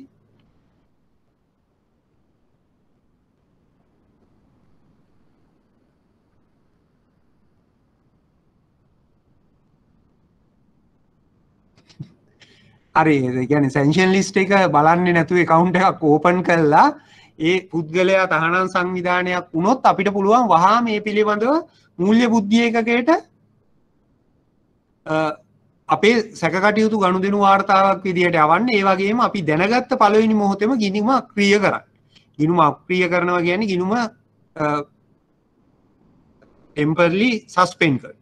ඊට පස්සේ අපිට පුළුවන් තවදුරටත් මේ කරුණු විමර්ශනය කරලා ඇත්තටම ත්‍රස්තවාදියෙක්ද එහෙම නැත්නම් ත්‍රස්තවාදී කණ්ඩායමක්ද කියලා බලලා එසේනම් එය තහනම් කිරීම අපේ මූල්‍ය බුද්ධියේ හරහා නිසි පරිදි ක්‍රියාත්මක කරවා ගැනීම නැත්නම් අපිට ඒක ඇත්තටම අපි අතින් විච වැරද්දක් නම් ඒ පුද්ගලයාට ගිණුමක් පවත්වාගෙන යාමට කටයුතු කරන්න ඉඩ දෙන්න පුළුවන්. හැබැයි මේක අපි සංගවාගෙන හිටියොත් තමයි අපි වැරදිකාරයෙක් වෙන්නේ. අපි අතින් පළවෙනි මොහොතේ වැරදිලා ඊගාව මොහොතේ අපි ඒක නිවැරදිව ක්‍රියාත්මක කරොත් අපිට ඒ වරදෙන් මිදෙන්න පුළුවන්. ඒ කියන්නේ අපිට දඬුවමින් මිදෙන්න පුළුවන්. අපිට sanction list එක අපි අතින් එක්කෝ sanction list එක බලන්න බැරි වුණා. නැත්නම් sanction list එක බලපු එක අපිට sanction එක හරියට පැහැදිලිව තෝරවේර ගන්න බැරි වුණා. එහෙම විච්ච දෙයක් අපිට ඒ මොහොතේම දෙවැනි අවස්ථාවේදී sanction list එකේ ඉන්න කෙනෙක් නම් අපිට අදාළ අර මූල්‍ය බුද්ධිය එක්කේට ඒ පිළිබඳ වාර්තා කරලා එහෙම නැත්නම් ඒ ගිණුම අක්‍රිය කරලා ඒ සම්බන්ධයෙන් වැඩි විමර්ශනයක් කරලා ඒ පිළිබඳව නිසි පරිදි ක්‍රියා කරොත් අපිට ඒ වරදෙන් බේරෙන්න පුළුවන්. නමුත් එසේ නොකර අපි ඒක නිහඬව හිටියොත් අපිට අනිවාර්යයෙන්ම දඬුවම් ලැබෙනවා. ඒකට මං අනාගතයේදී කියන්නම් අපේ නීතිය සම්බන්ධයෙන් කතා කරනකොට පනත් ප්‍රතිපාදනවලදී අපිට සිර දඬුවම සහ දඩයක් කියන දෙකෙන්ම අපිට බැංකු සේවකයෙකුට දඬුවම් ලැබිය හැකි. ඒ කියන්නේ අපි අර මුදල් විශුද්ධීකරණයට අනුබල දීම වගේම තමයි ත්‍රස්තවාදී මූල්‍යකරණයට සම්බන්ධ වීම. එතෙන්දිත් අපිට ඒ ආකාරයෙන්ම දඬුවමකට යටත් වීම සිද්ධ වෙනවා. right. එතකොට ත්‍රස්තවාදී මූල්‍යකරණය සහ මුදල් විශුද්ධීකරණය සම්බන්ධයෙන් වැඩි විස්තර අපි ලබන සතියේ එහෙමනම් කතා කරමු. අද කතා කරපු එක සම්බන්ධයෙන් ඕගොල්ලොන්ට මොනවා හරි ප්‍රශ්න තියෙනවා නම් කතා කරන්න.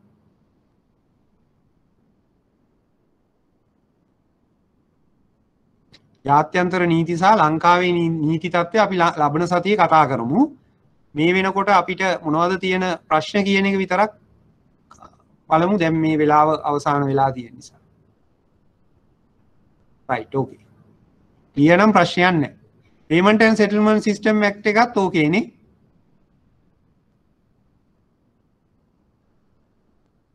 මොකක්ද අහන්නේ ප්‍රශ්නේ? Swiss bank account වල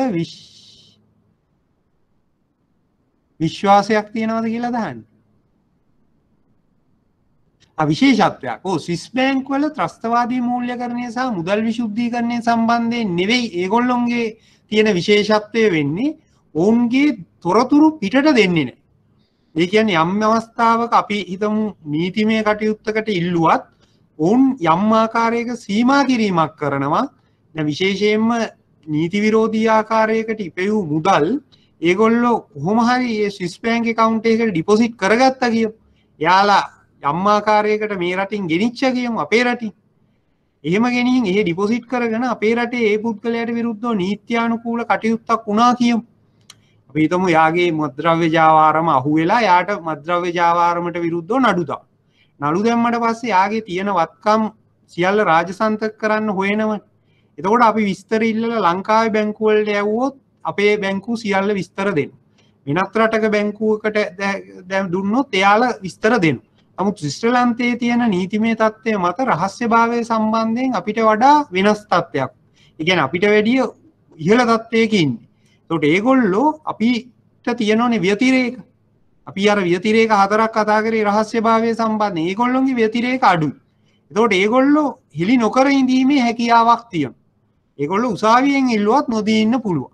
අන්න ඒක තමයි ස්විස් බැංක්ස් accounts වල තියෙන විශේෂත්වය. හැබැයි ඒගොල්ලෝ KYC CDD නොකර ඉන්නේ නැහැ. අංකිත ගිණුම් කියන්නේ අංකයකින් පමණක් හඳුන්වන ගිණුම්. එවැනි ගිණුම් ලංකාවේ දැන් නීත්‍යානුකූල නැත. නීතියෙන් තියාගන්න බෑ. අපි නීතිය සම්බන්ධයෙන් ලබන සතියේ කතා කරනකොට කියන්න මුදල් ගනුදෙනු වාර්තා කිරීම පනත යටතේ අංකයකින් පමණක් හඳුන්වන ගිණුමක් තියාගෙන ඉන්න බෑ. නමක් තියෙන්න ඕන. පුද්ගලයෙක්ගේ නමක් තියෙන්න ඕනේ. ඒක ව්‍යාජ නමක් වෙන්නත් බෑ. සැබෑ නමක් වෙන්න ඕන. හැබැයි ස්විස් බැංක්ස් වල අංකයකින් තියාගෙන ඉන්න ගිණුම් තියෙනවා. ඒක තමයි ඔය තියෙන විශේෂත්වය. ඒකේ පුද්ගල විස්තර නොදී ඉන්න පුළුවන්. අපේ රටේ එහෙම තියාගෙන ඉන්න බෑ. අපේ රටේ නීතිය අනුව. පැහැදිලිද?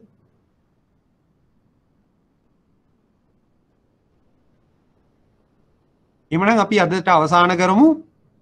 ලබන සතිය අපි ඊතුරු ටික මුදල් විශුද්ධීකරණය සම්බන්ධයෙන් සහ ත්‍රස්තවාදී මූල්‍යකරණය සම්බන්ධයෙන් කතා කරමු. ලංකාවේ සහ ජාත්‍යන්තර නීති.